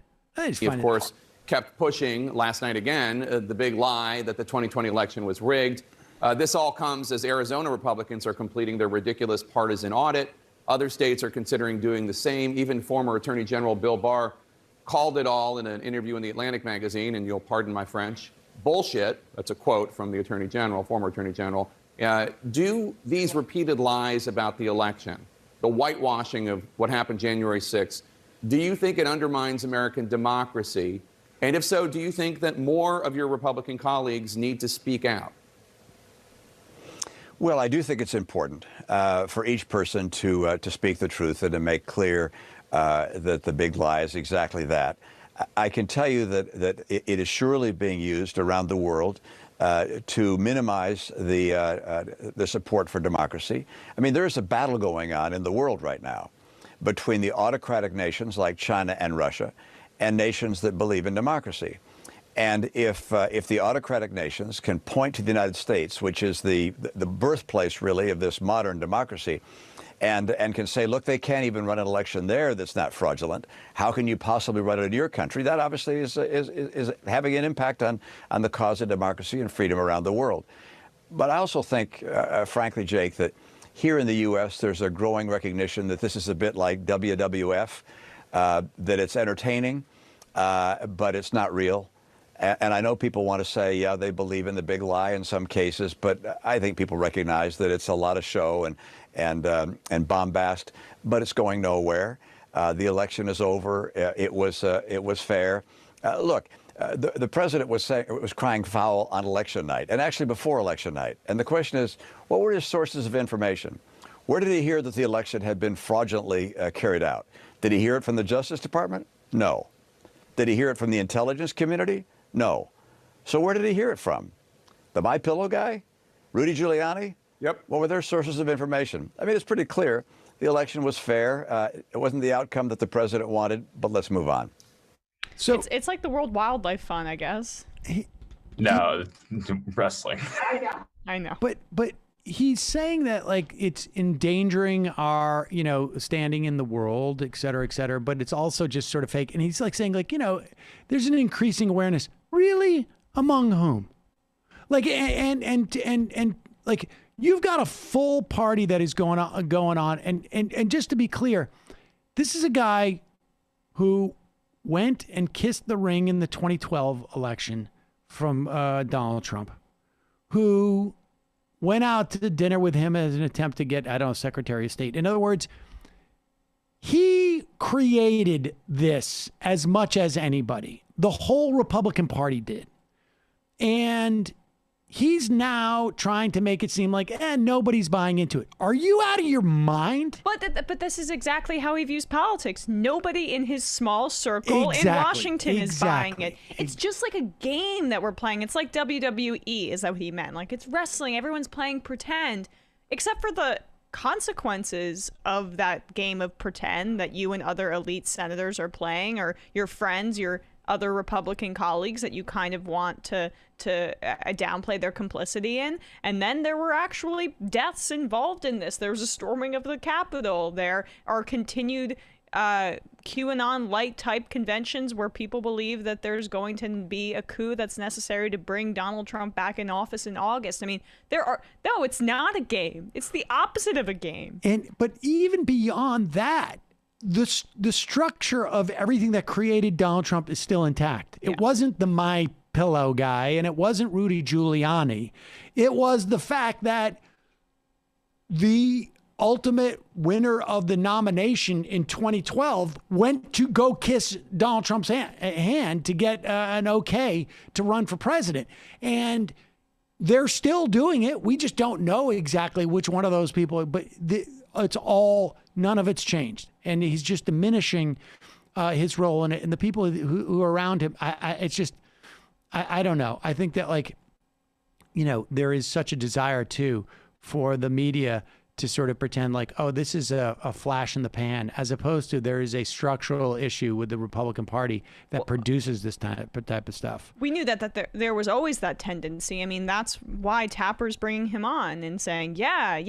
It's like, where was he getting this information from? The MyPillow guy? Okay, how many more months are we going to do this where we're making fun of Mike Lindell and like laughing it off, as opposed to examining the structural issues, the Republican project that led to this very moment that we're in, and that's going to persist, and that they're making sure is cemented in legislation on the state level, and that the Democrats aren't pushing back on the federal level. I mean, the project is ongoing, even if the orange man isn't on TV and calling you guys liars and enemies of the people. I mean, that really is primarily what the media seem to have been concerned with. Yeah. Now that it's gone and the wounds healed a little bit, okay, now we're back to pretending like Mitt Romney isn't as complicit as anybody in this creation. And I will say, we can also, just to be fair, we can still make fun of Mike Lindell and do everything you're saying. Exactly. And we can do both. Right. Well, I mean, we have to. It's not an either or. I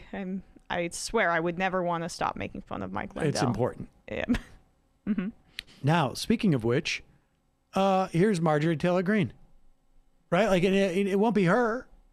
It won't be her. She won't be the next Donald Trump, but it'll be someone just sort of like her, just slightly less crazy. I mean, Mitt Romney's buddy, John McCain, elevated Sarah Palin. And this is like gone down the memory hole.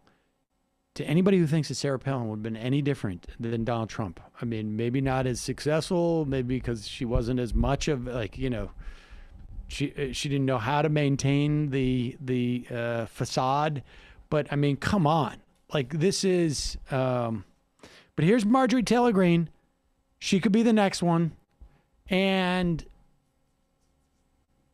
they kept her from getting a committee position, but they won't go after her too much because they know that their base, their voters. Well, she's at a rally. Is this for Trump? Did Trump appear, or is this just another one of their weird, religious gatherings, aka support President Trump rallies? Where was this, Westville? What was this rally? This was a Trump event, yeah. Yeah, okay. So he showed up? Yeah. Yeah, okay. Which one should we play? The second or the third? 2 or 3? I guess. 2. All right, let's do 2. Led by AOC, the little communist from New York City. That's right. Yeah, lock her up too. That's a good idea. She's not an American. She really doesn't embrace our American ways. You want to know why? She has something called the Green New Deal, which is... AOC responded in a tweet, "First of all, I'm taller than her." Which I liked. But treat it as a joke that it is. I mean, even though she's, of course, like, so racist. Just, I want people to remember Marjorie Taylor Greene saying that AOC is not an American, right? And remember that they did this with Barack Obama. Now, let me point to Bernie Sanders. How many times have they said he's not an American? Never. Mm-hmm. Bernie Sanders is significantly to the left of Barack Obama, arguably as left, if not more to the left as AOC. They don't raise it. I wonder why that is. It's so strange. But I want people to remember that dynamic where not just un-American in their values, but not an American. Well, yeah, she doesn't understand our way of life. I mean, she doesn't fit in here. She wouldn't fit into this crowd. This is the real America. Why is that? It's not even, it is, I'll tell you why I raise it. Do we have that clip of Tucker Carlson talking about what's happening with this country? Yeah, all right, let's play this clip because this is this is the fraud that Tucker Carlson is, right? Or the lie that he is selling, which is he's just a nationalist. He's not a white nationalist, but Tucker's not unaware of what the campaign against Barack Obama was. Put aside, Barack Obama's politics for a moment. He's not unaware of what Marjorie Taylor Greene is saying about AOC. Play this and understand that when he pretends that he is just for Americans for America, he understands the subtext of all of this. The question is, and this is the question that we should be meditating on day in and day out, is how do we get out of this vortex, this cycle, before it's too late? How do we save this country before we become Rwanda? What should we be teaching our children Pause it for a second. He is talking about the anti-white mania that exists in this country, all right? There's, in fact, a big sign there that says anti-white mania. Yeah, I got a clue from the Chiron. Rwanda, the graphic. If people don't recall, there was a genocide in Rwanda where the Hutus and the Tutsis. Yeah, they right? I got that right? They killed up to 1 million Tutsis. Now, What do you think he's talking about here? He's claiming that this is going to get out of hand, and there could be what essentially means a white genocide. This is what he's telling his white viewers, and I'm not saying that offhandedly. His viewers are all white. Hey, we're in danger of a white genocide. Oh, and he says this, they've interviewed former white nationalists who've come and seen the light. And one of them I remember distinctly said, we used to watch Tucker Carlson live for enjoyment. And then we'd watch it again, him and his white nationalist friends and family, to take notes. So this is a part of the project. Right. And he's basically just saying to all his white viewers, hey, man, we got to do something here, or you and your family could be killed because you're white. There's a coming race war, possibly. This is what I want to say it's like deep below the surface, but it's not that deep. Oh, and I mean, it's skimming the top of the surface. I mean, we didn't even mention that, just quickly, the Rwanda thing. We're going to become Rwanda. It works on two levels for his racist audience. You can talk about the civil war that happened and genocide. And then you can also say, well, Rwanda, that's a black country. Right. Let's continue here. Watch where he goes with this. Is how do we get out of this vortex, this cycle, before it's too late? How do we save this country before we become Rwanda? What should we be teaching our children so they can live in the country that you want to live in?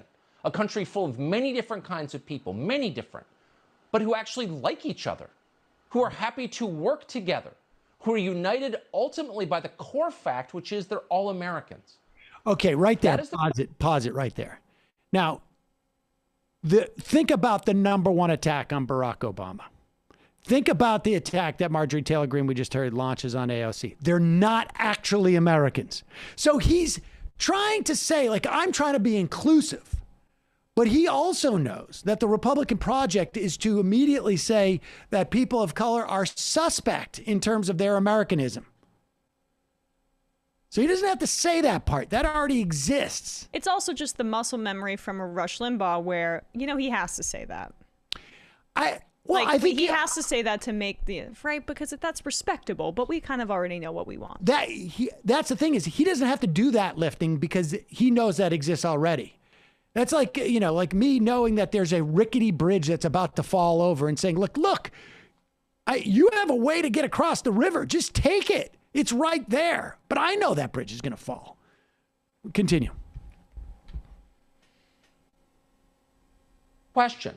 It's something that Victor Davis Hanson has thought a lot about, and we're very happy to have him on. There we go. So that's basically just his intro into, the guy who's going to tell us about the coming race war and how it's just okay if we're all Americans. I mean, this is, you hear about fascism as a way to distract from the failures of an empire. We literally just lost 600,000 to 1 million people from negligence because of the government for coronavirus. So we need to project this out into some sort of racist, sort of nightmare projection. Really, I mean, yeah, I don't know. Tucker Carlson is a Nazi. And I think if he, Yeah, I know. I think that's it. I mean, this is the idea that you're talking about a race war. We've had more people die from COVID, and I don't know how you parse out the COVID denial that exacerbated it, but the last, big war that we had in this country, what was 500,000 died. Now, granted, fewer people at the time, but that we can skip over. But it's the coming race war and genocide that we're going to see, and it's anti-white. So I mean, we know who the victims are going to be. Yeah, I mean, these are the two modes that Carlson cynically operates in. He's appealing to two constituencies, which is essentially white supremacists or people who are sympathetic to the cause. And now his new project is the anti-vaxxers. So downplaying one actual threat and playing up a fictional one is perfect for kind of his project at this point. Yeah, and it's interesting how quick people were on the contrarian part of the web, Twitter, to police MSNBC hosts for occasionally making, let's say, exaggerated or hysterical claims about Trump and fascism, for instance. But Tucker, this is we're headed to Rwanda. Yeah. It's one thing to say that Donald Trump is acting in the interests of Russia, but that's completely bizarro and like Iraq war level of lies. But if you suggest that we are in danger of perhaps having a white genocide in this country, you're just expressing an alternative view. Misunderstood, maybe. And you're popular, so it must be okay. Yeah. And it must be populism. Here's another example. You want another example of why Tucker can get away with saying, we're about to have, we could have a race war. Could be happening. White victims, white genocide. And all we should do is just like worry about who's an American and just let that be our guiding light. Barack Obama, not a real American. AOC, not a real American. Oh, here's Dan Crenshaw, congressman, to tell us about somebody else who's not a real American. What are the American values again that we would hear? Like no censorship, freedom of expression, right?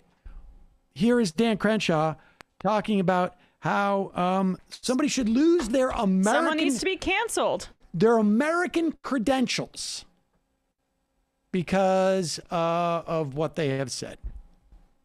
She turned her back on the flag during the anthem, and she also put a black T-shirt over her face that said, activist athlete. We don't need any more activist athletes. She should be removed from the team. The entire point of the Olympic team is to represent the United States of America. That's the entire point. Okay, so, it's one thing when these NBA players do it. Okay, fine, we'll just stop watching. But now the Olympic team, and it's multiple cases of. I mean, this is a perfect representation of America. Yeah, I feel represented. Certainly. I mean, yeah, why does Crenshaw have to say what's representation and what's not? It sounds like he's tone policing. I mean, it's Where's our freedom of expression, bro? Go ahead, continue. These NBA players do it. Okay, fine, we'll just stop watching. But now the Olympic team, and it's multiple cases of this. They should be removed. That should be the bare minimum requirement, is that you believe in the country representing. But look, believe in the country. What does that mean? I do believe that the United States exists. I do believe in it. Do you have proof of that?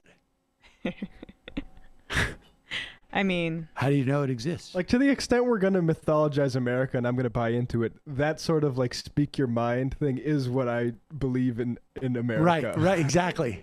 Right, I know. And I mean, like, also, it's amazing to me how conservatives, like now, we talk about their evolution on climate change, right? Where, okay, now they acknowledge it exists, but, we really shouldn't do anything about it, or how much is it really being created by human activity? But there's mostly an acknowledgement that there's some creation.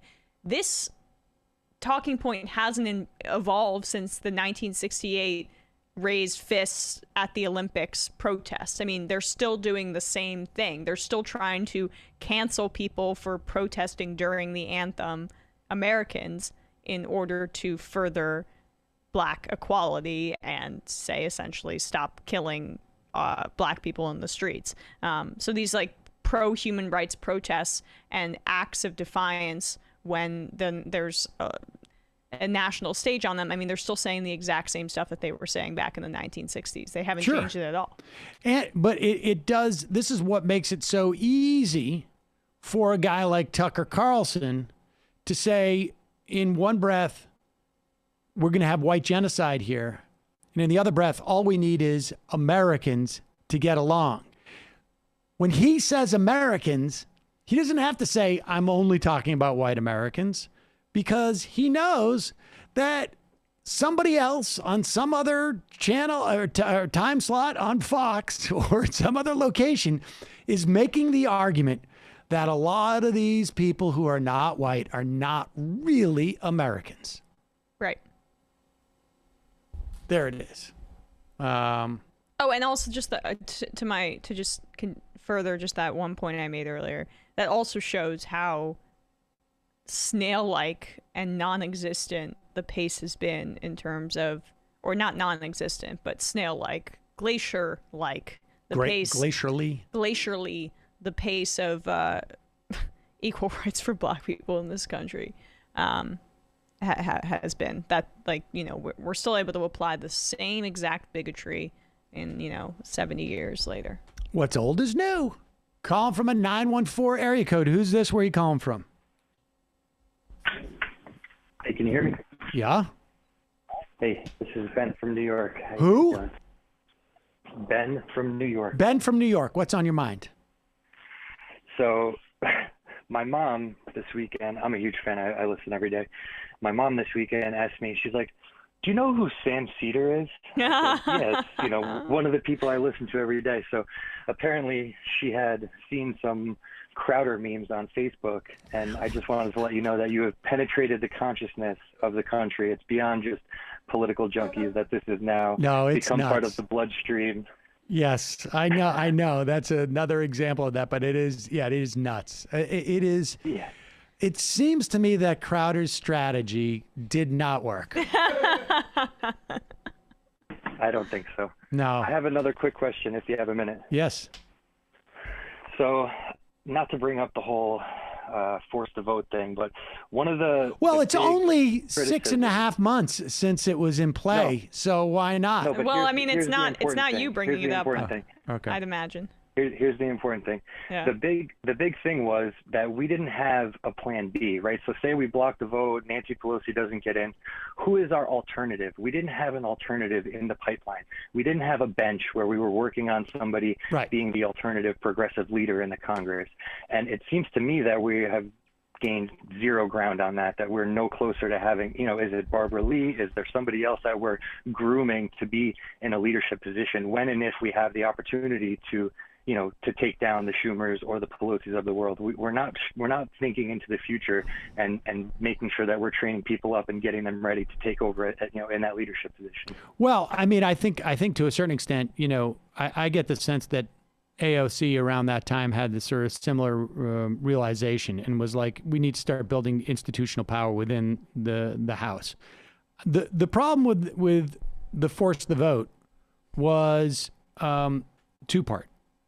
Just to reiterate, one is the ask I thought was stupid, and yeah, I'm past that. I totally agree with you. I'm past that. I'm just saying, you know, thinking further down the road strategically, when that next opportunity comes along, what is our ask and what are we going to fight for when it comes to leadership? Because obviously Pelosi is a dinosaur.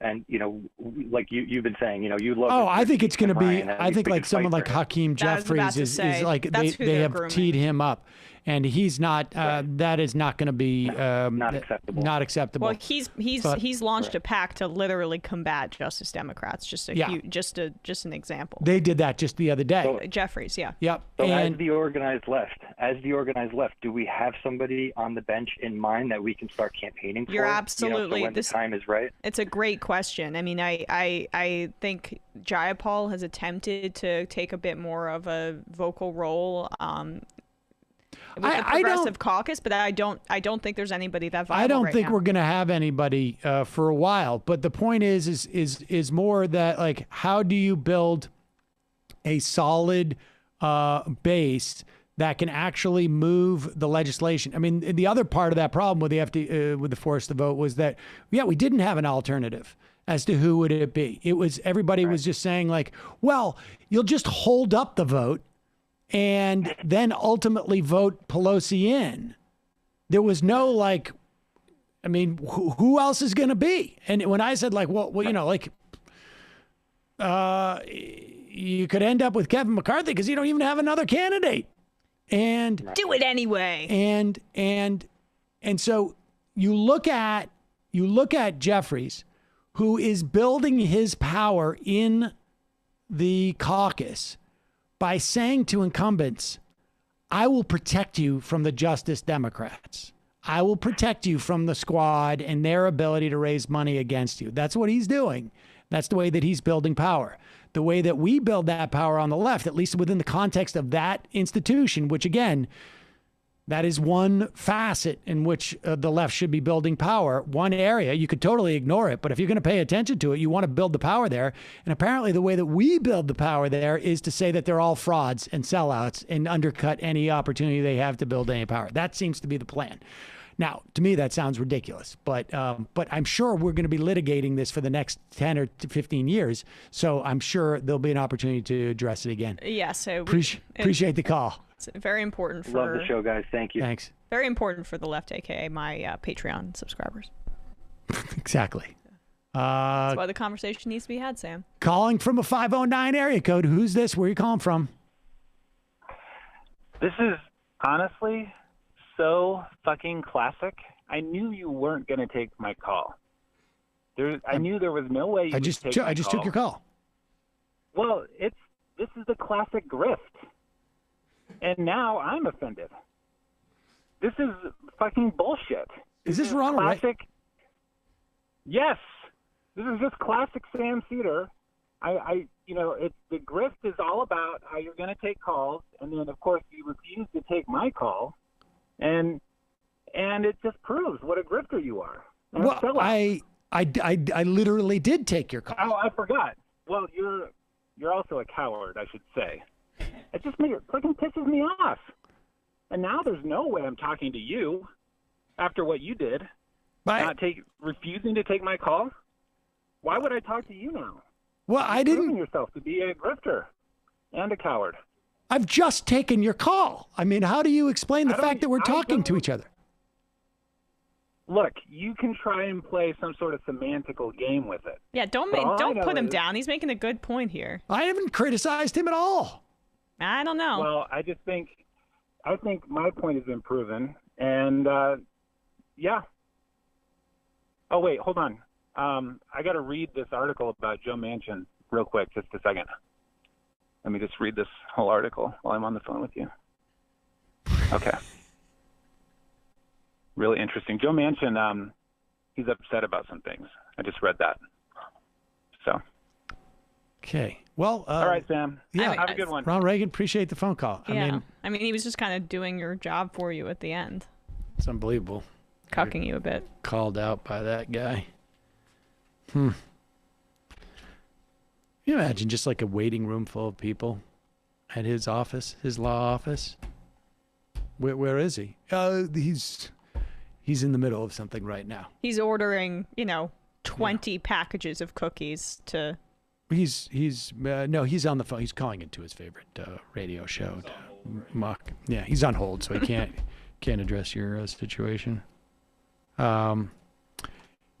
Let's go to the IMs, shall we, ladies and gentlemen? Shore wrap. I'm sure Emma is about as bummed as me to hear about Kawhi being out of tonight's game. I am really bummed. He's probably my, I say it's probably my favorite player in the NBA. Suns-Bucks is going to be great. It is going to be great. Wow. Oh, wait, wow. You're actually that confident that the Bucks will win this series? I'm a lot less confident. Yeah, I think... It was a miracle last night because Middleton just went off in the fourth quarter, but I'm worried about that. No, I think the Bucks got Atlanta figured out. I'm not a fan of the carceral system, but since it's not going to be abolished anytime soon, I'm glad that scumbag Chauvin got 20-plus years. pH balance. Sam, you have some of the most beautiful eyes I've seen. That clip is being shared on Twitter. It had me in full swoon this morning. I don't know what clip. Probably just another laser eyes clip. The blue eyes laser. That's some of my favorites. Looking forward to Nerd Cheetah. To any debate that might ever happen, Crowder or that sad skater dude. Got to say, it'd be about like Shapiro going to campuses to find unsuspecting victims. You outmatch them by simply having the better, more humane and just position. Where you come up short is debating to the left. Always ends with, oh, well, what can we do? Or, man, it's really disempowering to notice out loud that Democrats have aligned with Republicans against the left and the majority of voters. It's defending rightward slide. I'm not sure I totally follow what you're saying, but, what can you do? Okay. Sean from North California. Sam, 1971 was not 60 years ago. It was 50 years ago. Yeah. No, I just got thrown off because like when I think of the 70s, I think of like that was almost 20 years ago. Right. Yeah. Sad. It is. The VA isn't considered insurance. That's why veterans are required to sign up for Medicare and get penalized if we don't. Yes, no, the VA isn't. That's what I'm saying. It is socialized medicine, not socialized. Well, insurance is sort of a socialized vehicle, whether it's private insurance or public, but socialized insurance. Hunchback of the Gowanus Canal. Rest in power, Mike Gravel. Let's take a moment to remember that imperialism and war are not monolithic abstract concepts existing in a vacuum. These things exist to serve power and capital in the guise of national interests. Indeed. Dave Parrott. Sam, I'm going to miss the AM Quickie, but I will continue to support Just Coffee and use the code majority. Left is best. Thank you. Username. I can't go on without my Hello Tushy. I wrote to say I got a water gun for on-the-go use. Can't compare. Aaron's not cool. Is it one of the little ones, or are you going full super soaker? That's crazy. Aaron's not cool. Did you see the New York PD attacking Pride goers at Washington Square Park? They really have to make it about themselves. You know, I watch this and I just don't understand. Like what? Like it is gotten really, really bad. That there's this sense of like we need to come out there in any gathering. We need to sort of show this show of force. It's something that's really. They're just I don't know. Something's got to give. Aaron's not cool. Heard the AM Quickie this morning. Made me laugh. Made me sad. Hope it comes back in the fall. What'd you say on the AM Quickie this morning? I don't remember. Okay. I don't remember. I think I said I don't remember. We'll be back, I think. Jimmy Dorable Sam, try. Once you go bidet, there is no other way. Yeah, right. Thank you. Okay. After the interview today, I can say that I, for one, will be in favor of Boykoff of the Tokyo Games, of Abe Boykoff. There you go. Woke Alex Jones. I knew you were releasing some slippers to play off the whole cold feet Crowder thing. I'm still cop a shirt just to promote his general bitchy assness, but please put the Crowder quote on some slippers and I'll pay top dollar. Oh, that's a good idea. Cold feet Crowder. Betsy, I definitely want one of those shirts. All right, well, contact your sister. Stop the meal. Trying to pick an MR shirt size. Do they tend to run large or do they run more like the small side like we've heard about the baseball hats? I would say it's pretty standard. You got to go in the Discord and ask people. I don't know Based how to. on like, the one I have, I think it's pretty standard. Just ordered my it's Sam Cedar tea, and I'm waiting on my newest shipment of MR blend from Just Coffee Co-op scheduled to arrive today. Thanks for all you do, MR crew. Beat the Reaper, the Olympics, a pantheon of spectacle, lies, graft, corruption, and corporate welfare and an opiate of the masses. I personally like the Olympics, and I would love it if there was a location that they had a one-off. And that was it. It's got to be Athens. Just because that's... Yeah. It just makes the most sense. Where I mean, maybe there's another one I'm not thinking of, but it just seems to just do it in I guess, but why not just like find a place where it's like... Like a plot of land in, Montana or not. I mean, not that, but... No, well, that's too much. You want to have a city infrastructure around it. Like, I think it's... I guess that's too many people, right? Yeah, like Athens, it seems like that makes the most sense. Just put it there. And it could use it anyway. Put it one place where it's not going to displace people, and you have two places. You got one for the winter and one for the summer. Right, exactly. No one cares about the winter, but Moscow for the winter one. I like the winter too. I try to care about the Olympics, but I like the swimming. That's kind of it in the basketball. Sam's so-called calves. Feast your eyes on these beautiful Herculean works of art. Daniel from Toronto. See Micah Tucker Abramson's works on spectacle capitalism. She's a brilliant academic and was active in the anti-capitalist protests during the Vancouver Olympics. Here's one of her links to one of her things. Okay, I'll check that out. Janubi, requesting a shofar for all the teachers, students, and education staff on this last day of classes in Ontario for putting their all into one of the most difficult school years ever with no support from our conservative neoliberal provincial government. Yeah, let's do this for all the teachers, students, and staff. Tough year. Ad hominem. My favorite story, the Olympians needing a fundraiser, was the 1992 Lithuanian basketball team being sponsored by the Grateful Dead for travel and uniforms to participate. Best uniforms ever. John Garrison. So far, I raised $66.90 for the striking nurses in Massachusetts. Can I get my during my Twitch streams? Can I get a shofar? Yes. Folks.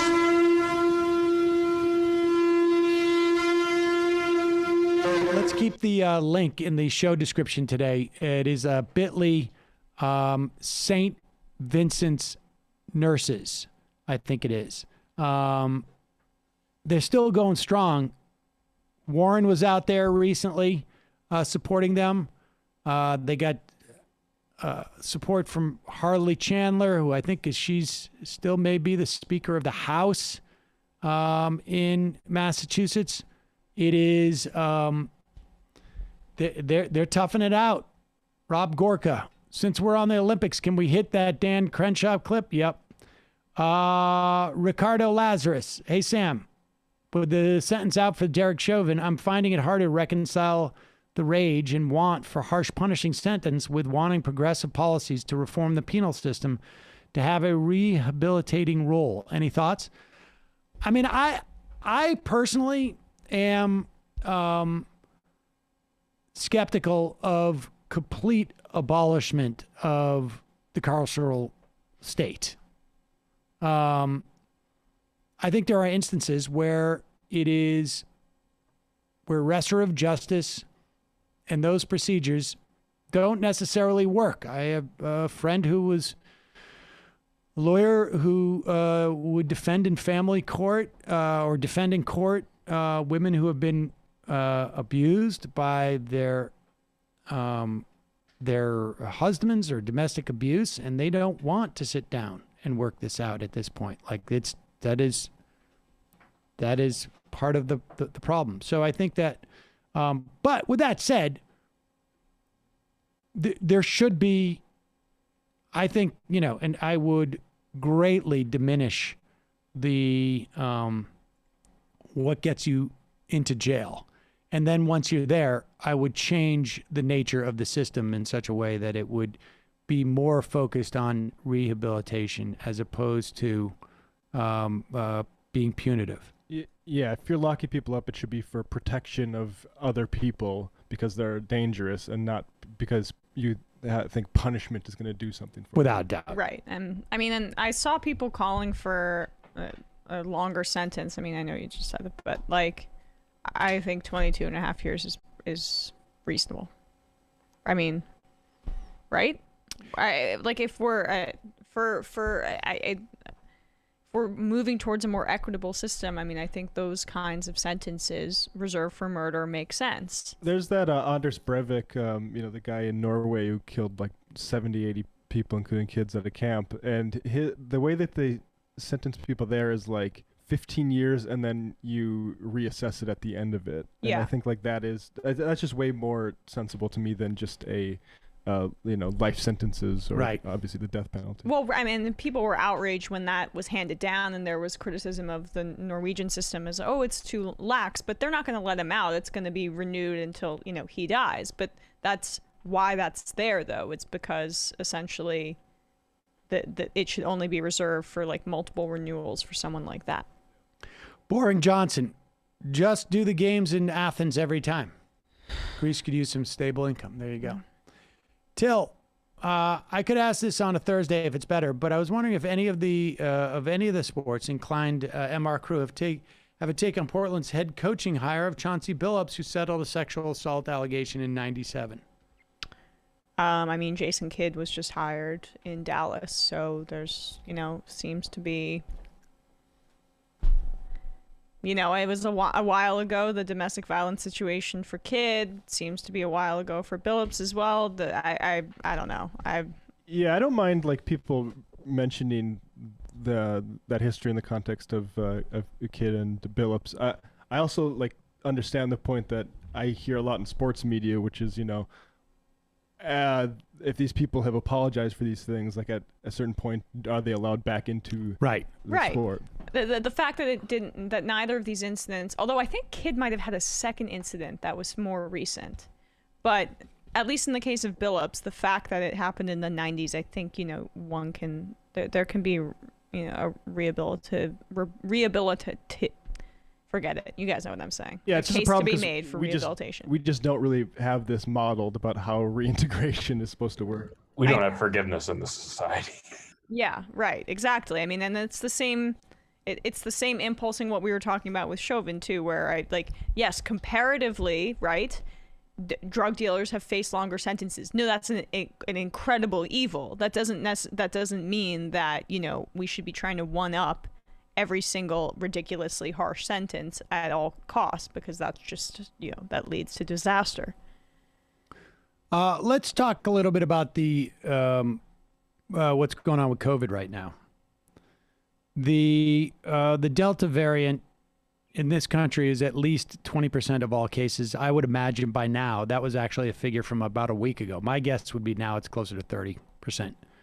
It seems to be doubling every couple of weeks, and I would imagine it's growing. In Missouri, they're having ICU problems now because of the growth of the Delta variant.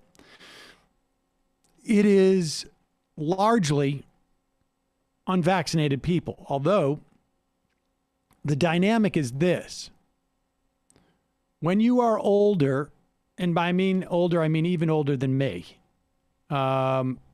65 and up, 75 and up, 85 and up, the vaccine is less effective relative to the Delta variant. There's a stat coming out of Britain. It's really a headline that is being completely misinterpreted. It's sort of fascinating how desperate there are people out there to make the vaccine seem ineffective. And I will tell you something, I think it's perfectly legitimate to be nervous about the lack of data for a new medical treatment. There's no one you can meet who had an mRNA vaccine 20 years ago. If you are a researcher or a scientist or a doctor who works with mRNA, you're like, it doesn't matter, because the mRNA, once it does its job, it's gone. But for lay people who don't understand it, like me, I can understand how people would be a little bit, sort of like concerned. I mean, frankly, it was just. I see a needle and my knees go weak, and so like.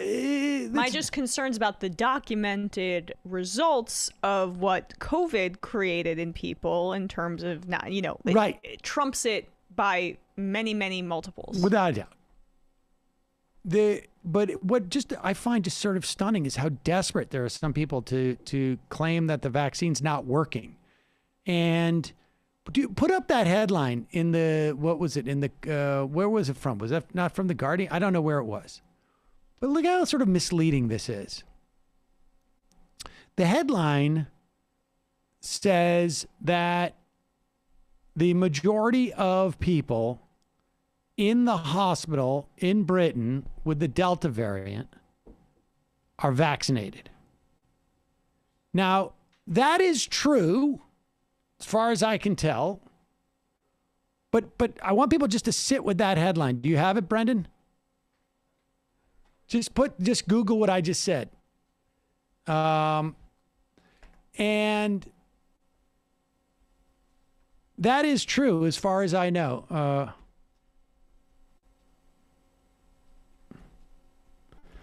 And hold on, let's see if I can find it. Yep, sorry about that, folks.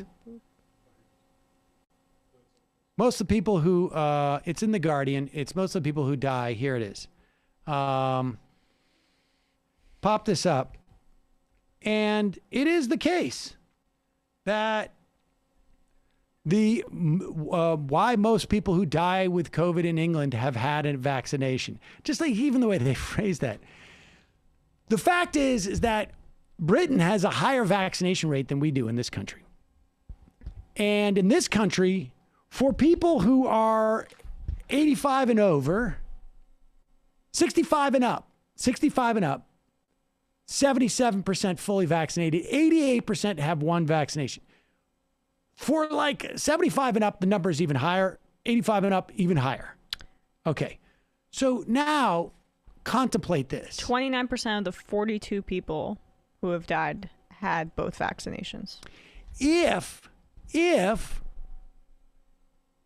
you have, and maybe they had one, if you have the most vulnerable population is vaccinated at a rate of 80, 90 to 100%, let's say, close to, and they happen to be the most vulnerable to the Delta variant, regardless of the vaccination, of course, the majority of people who die are going to be vaccinated because they're the most susceptible.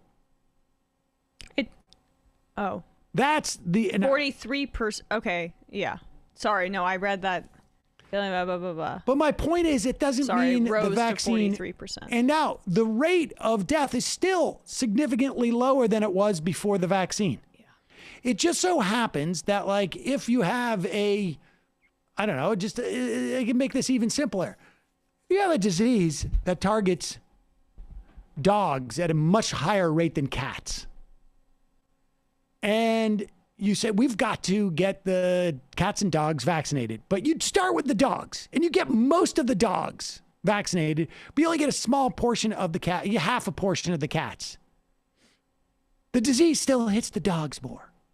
So when they die, it's still going to be reflected in that more dogs are dying. Right. I mean, I don't mean to say like old people are dogs and young people are cats, but that's the point. No fully vaccinated people under 50 have died. And the overall death rate was 0.13%. So the numbers are small.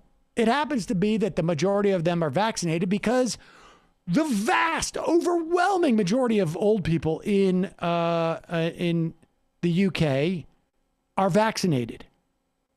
And they're still the most susceptible regardless. The point being is that the vaccines work. If you want to be nervous because I've never met anybody who had an mRNA shot 20 years ago and whatever, I mean, understandable. But the vaccines work at their number one task, which is they greatly diminish the chances of you dying or being hospitalized or even catching COVID, even with the Delta variant. But the problem you have is like when you have these large swaths of places where there's a lot of unvaccinated people, like Missouri. The Delta variant is that much more transmissible, and people are walking around acting like there's no danger anymore. So in, states like Missouri, Nebraska, et cetera, throughout the Midwest and a little bit more west, there's going to be problems. You're going to have localized disasters. Here is Scott Gottlieb on Face the Nation, who is the former FDA chief, explaining what's happening with the Delta variant in UK. Let's start with this Delta variant. Great Britain has a better handle because they've had to face more of it. It kind of looks like what things might be like in the United States after a little while. What have we learned from the UK about the Delta variant, and what might that tell us about its actions here? Yeah, I think we're probably about a month or two behind the UK in terms of their experience with the variant. They're seeing cases grow there. It's certainly not taking off with the same velocity that we've seen in past epidemics. And the other thing that we're observing about the UK experience right now is it's not having the same impact. So they've had about 90,000 cases. They've had about 1,000 hospitalizations. The vast majority are in people who are unvaccinated. Only 8% of people who've been fully vaccinated are among the hospitalized patients. And so you have a situation where you have a population that has more immunity in it, not just through vaccination, but also through prior infection. So it's not having the same impact in terms of causing severe death and disease as it was during the last epidemic. So even the case fatality rate is down substantially. It's about 0.1 to 0.3%, depending on how you measure it. The experience in the U.S. is likely to be similar. We have a population that also has a lot of immunity in it through both vaccination and prior infection. But there are social compartments in the U.S., both geographic and social compartments, where you have under vaccination and you don't have a lot of immunity in the population. It's particularly rural parts in the South, particularly. You're seeing what's happening in Missouri right now, where about 60% of the infections are the Delta variant. And so that's a reflection of the fact that you have parts of the United States where we don't have a lot of vaccination, and we also don't have a lot of prior infection. And those are going to be the more vulnerable parts of this country. So there it is. I mean,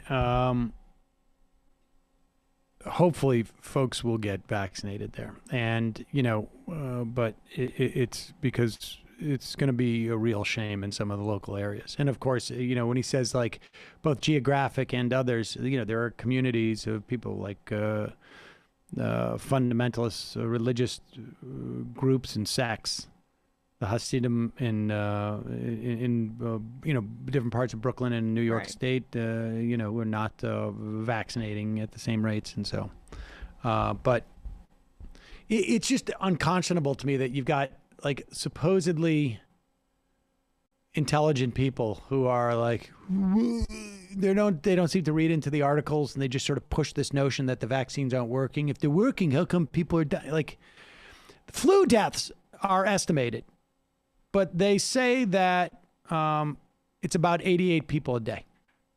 80 people a day. Like, you know, it gives and take depending on the year and how virulent it is, but the number I've been keeping track of since COVID started was, does South Dakota have more COVID deaths or does South Korea? And South Dakota is still leading by 15 total. It's got 2,030 of a population of like 700,000. Wow. Wow.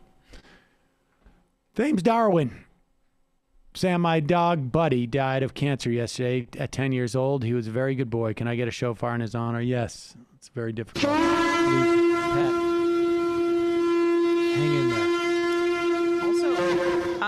Also, yes, I'm so sorry. And I know this is a little off topic, but I was just thinking of one of the clips I put in today that we won't get to about right wing, because it was from Right Wing Watch. I just saw earlier before we went on air that YouTube shut down Right Wing Watch's YouTube channel.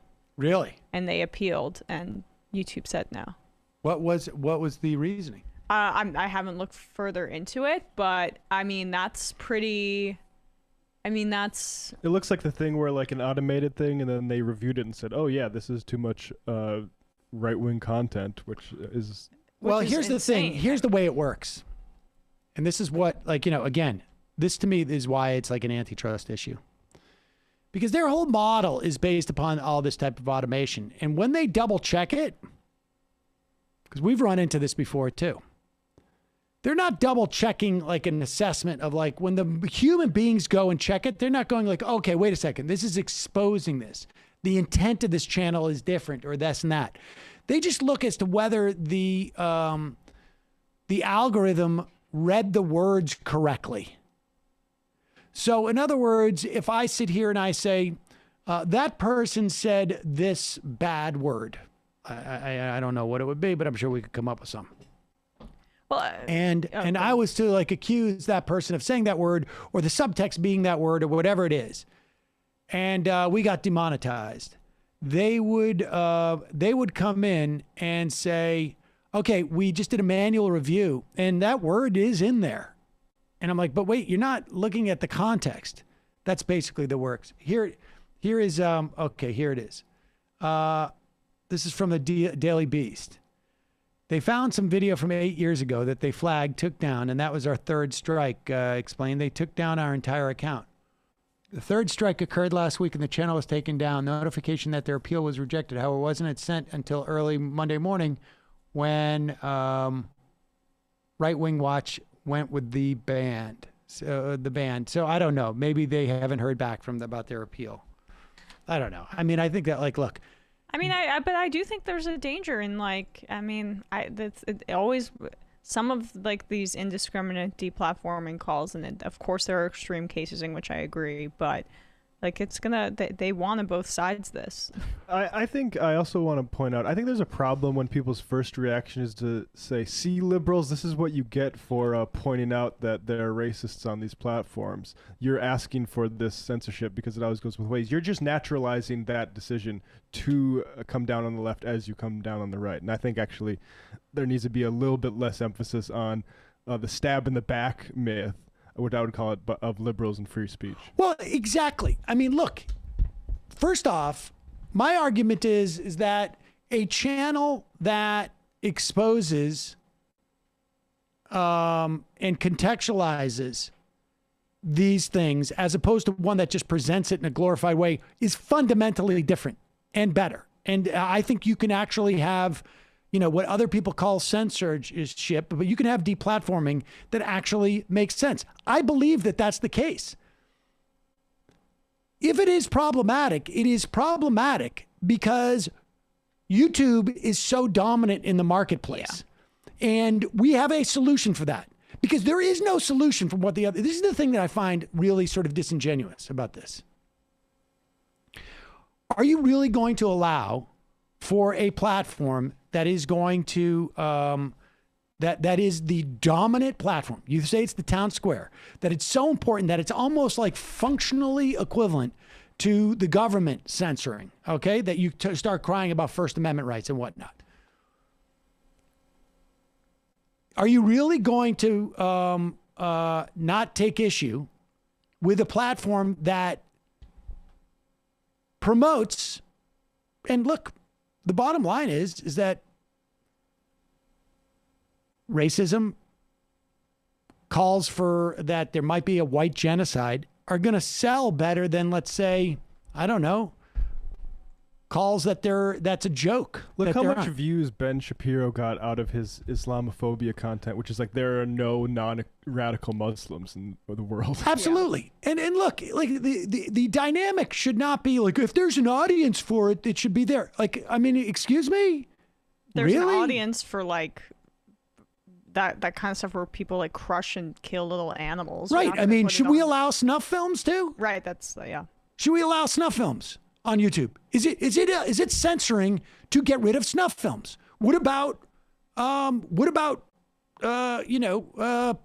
stuff? It's not, like it's illegal only because we've made it illegal, but snuff films. And so the point being, there is no way to resolve this without government regulation and preventing from this platform being the end-all, be-all. There is no other way. And when people refuse to address the policy and they just complain about the nefarious forces that are arguing in this arena about what should be deplatformed or not, or that any argument to deplatform anything is inherently bad because it could happen to you, I'm sorry. I think there should be a fairness doctrine on television. Do I think it's 100% effective? No. But it would undercut the business model that allows for garbage to get out there. If you undercut the profit motive here for everybody involved, the content providers, the platform, everybody, it's going to be better. Bottom line. That's just the case. Because it's one thing to have a bunch of neo-Nazis out there saying, there's a coming race war. It's another to have a guy who sits atop Fox News saying, there's a good chance there's going to be a race war. And if you take away that profit motive for everybody involved, better things will happen. That's just the bottom line. And you take away the profit motive by you applying antitrust rules and other type of regulations on YouTube, on all of it. And that means we're going to lose money. That means YouTube's going to lose money, and it's going to mean like the shills for this garbage are going to lose money.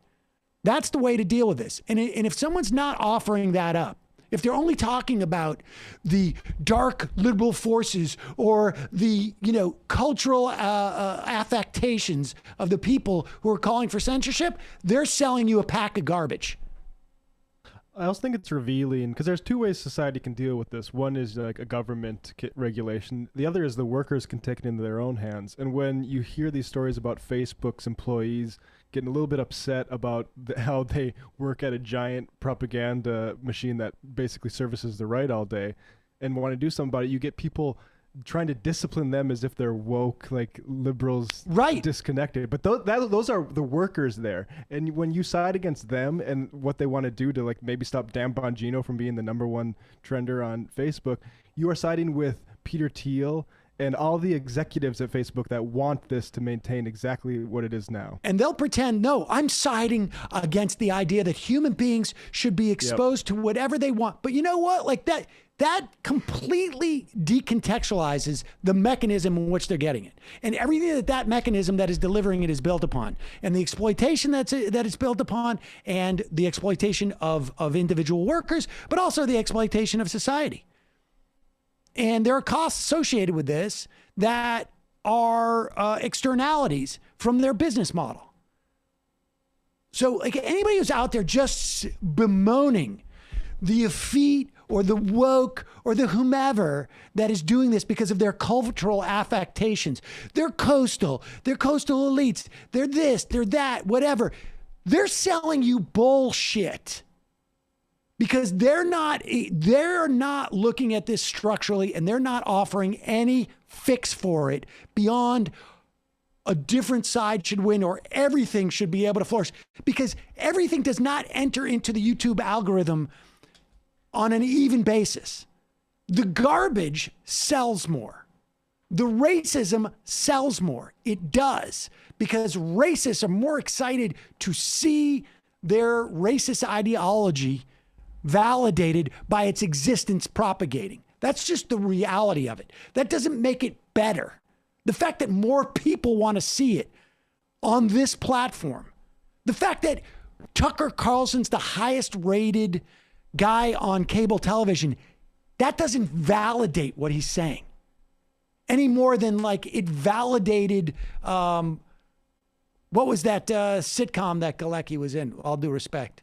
You know, The Big Bang Theory was genuinely funny because so many people watched it. Or junk food's genuinely better for you because more people crave it. Yeah, it's like it's real food because more people want. It's just absurd argument. It's a pathetic market-based argument. Yes, it's as neoliberal as it gets. That does not contemplate any of this, the substructure that creates that popularity or those sales or whatever it is. And it's not a coincidence that the people making that argument are, free market fundamentalists, capitalists. Of course. And make no mistake about it. I mean, like when we put out content, you can go on our channel and look at this. We put out substantive stuff about like, I don't know, whatever it is, history or analysis of politics. It underperforms the stuff where we say Steven Crowder is a poopy head. I'm not proud of that. That's just the existence. And I would not say like the poopy head content must be better because 100,000 people watched it. So that must be better. That's what the people want. I mean, like anybody who's pretending to be even remotely leftist or even left of center, making the argument that if it's more popular, it's better or it proves something, they're selling you a bill of goods. All right, we got a couple more items, and then we got to get out of here because we've got to make more poopy content. Nah, but it's not this is the vegetable content, right? Joyce from PA. 99% of WNAB players are vaccinated. NBA, NAB, leading the way. Newberman. For what it's worth, I appreciate the AM Quickie. It helps us who are on the Eastern time zone get an update in the AM before MR begins. I know. I loved it.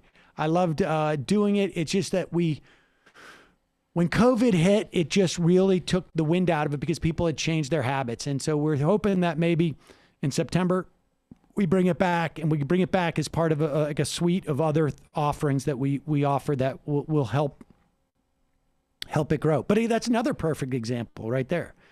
If we did honestly, if we did like the Crowder report, it would probably do better. It's just the way that it is. Yeah. The Tim Caucus. Authoritarian boss Sam Seder wants to listen to Mitt Romney. Regarding Bernie Sanders, just call him a rich hypocrite or self-hating for criticizing Israel. Matty Moron. Would you guys consider having Bill Fletcher Jr. on to discuss his recent monthly review article, The Modern Tecumseh and the Future of the U.S. Left? I'll check it out, but undoubtedly, we've had Fletcher on, and he was a regular on Michael's show. Chowder with Crowder. It's so jarring to see Tim Pool take a break from selling $200 survival seeds to call Sam or anyone else a grifter. Shelby from Phoenix. I watch a YouTube channel that does videos on multi-level marketing, like Amway type businesses, and she tries to explain how these businesses are scams. And she had the "oh no" from Crowder added into her intro today. You're contagious. Well, send me a link to that. I'm curious about that multi-level stuff too. That I find a little interesting. Okay, 2 more. Left of the box. Couldn't hear the news clip over the phone while waiting to get through. Sorry about that. Oh, that's good to know. We should fix that. And the final I am of the day.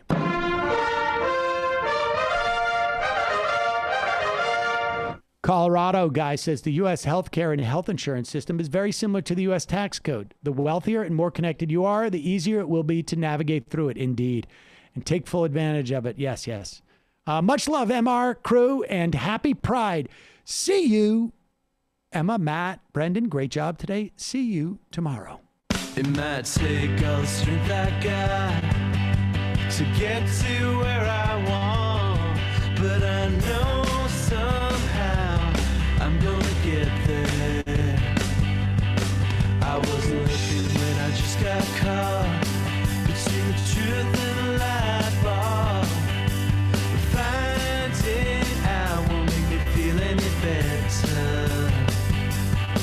Yeah, I know the clock is ticking, but the meds are gonna kick in, and my pilot light shining bright. I get somewhere the choice was made for the option where you don't get paid.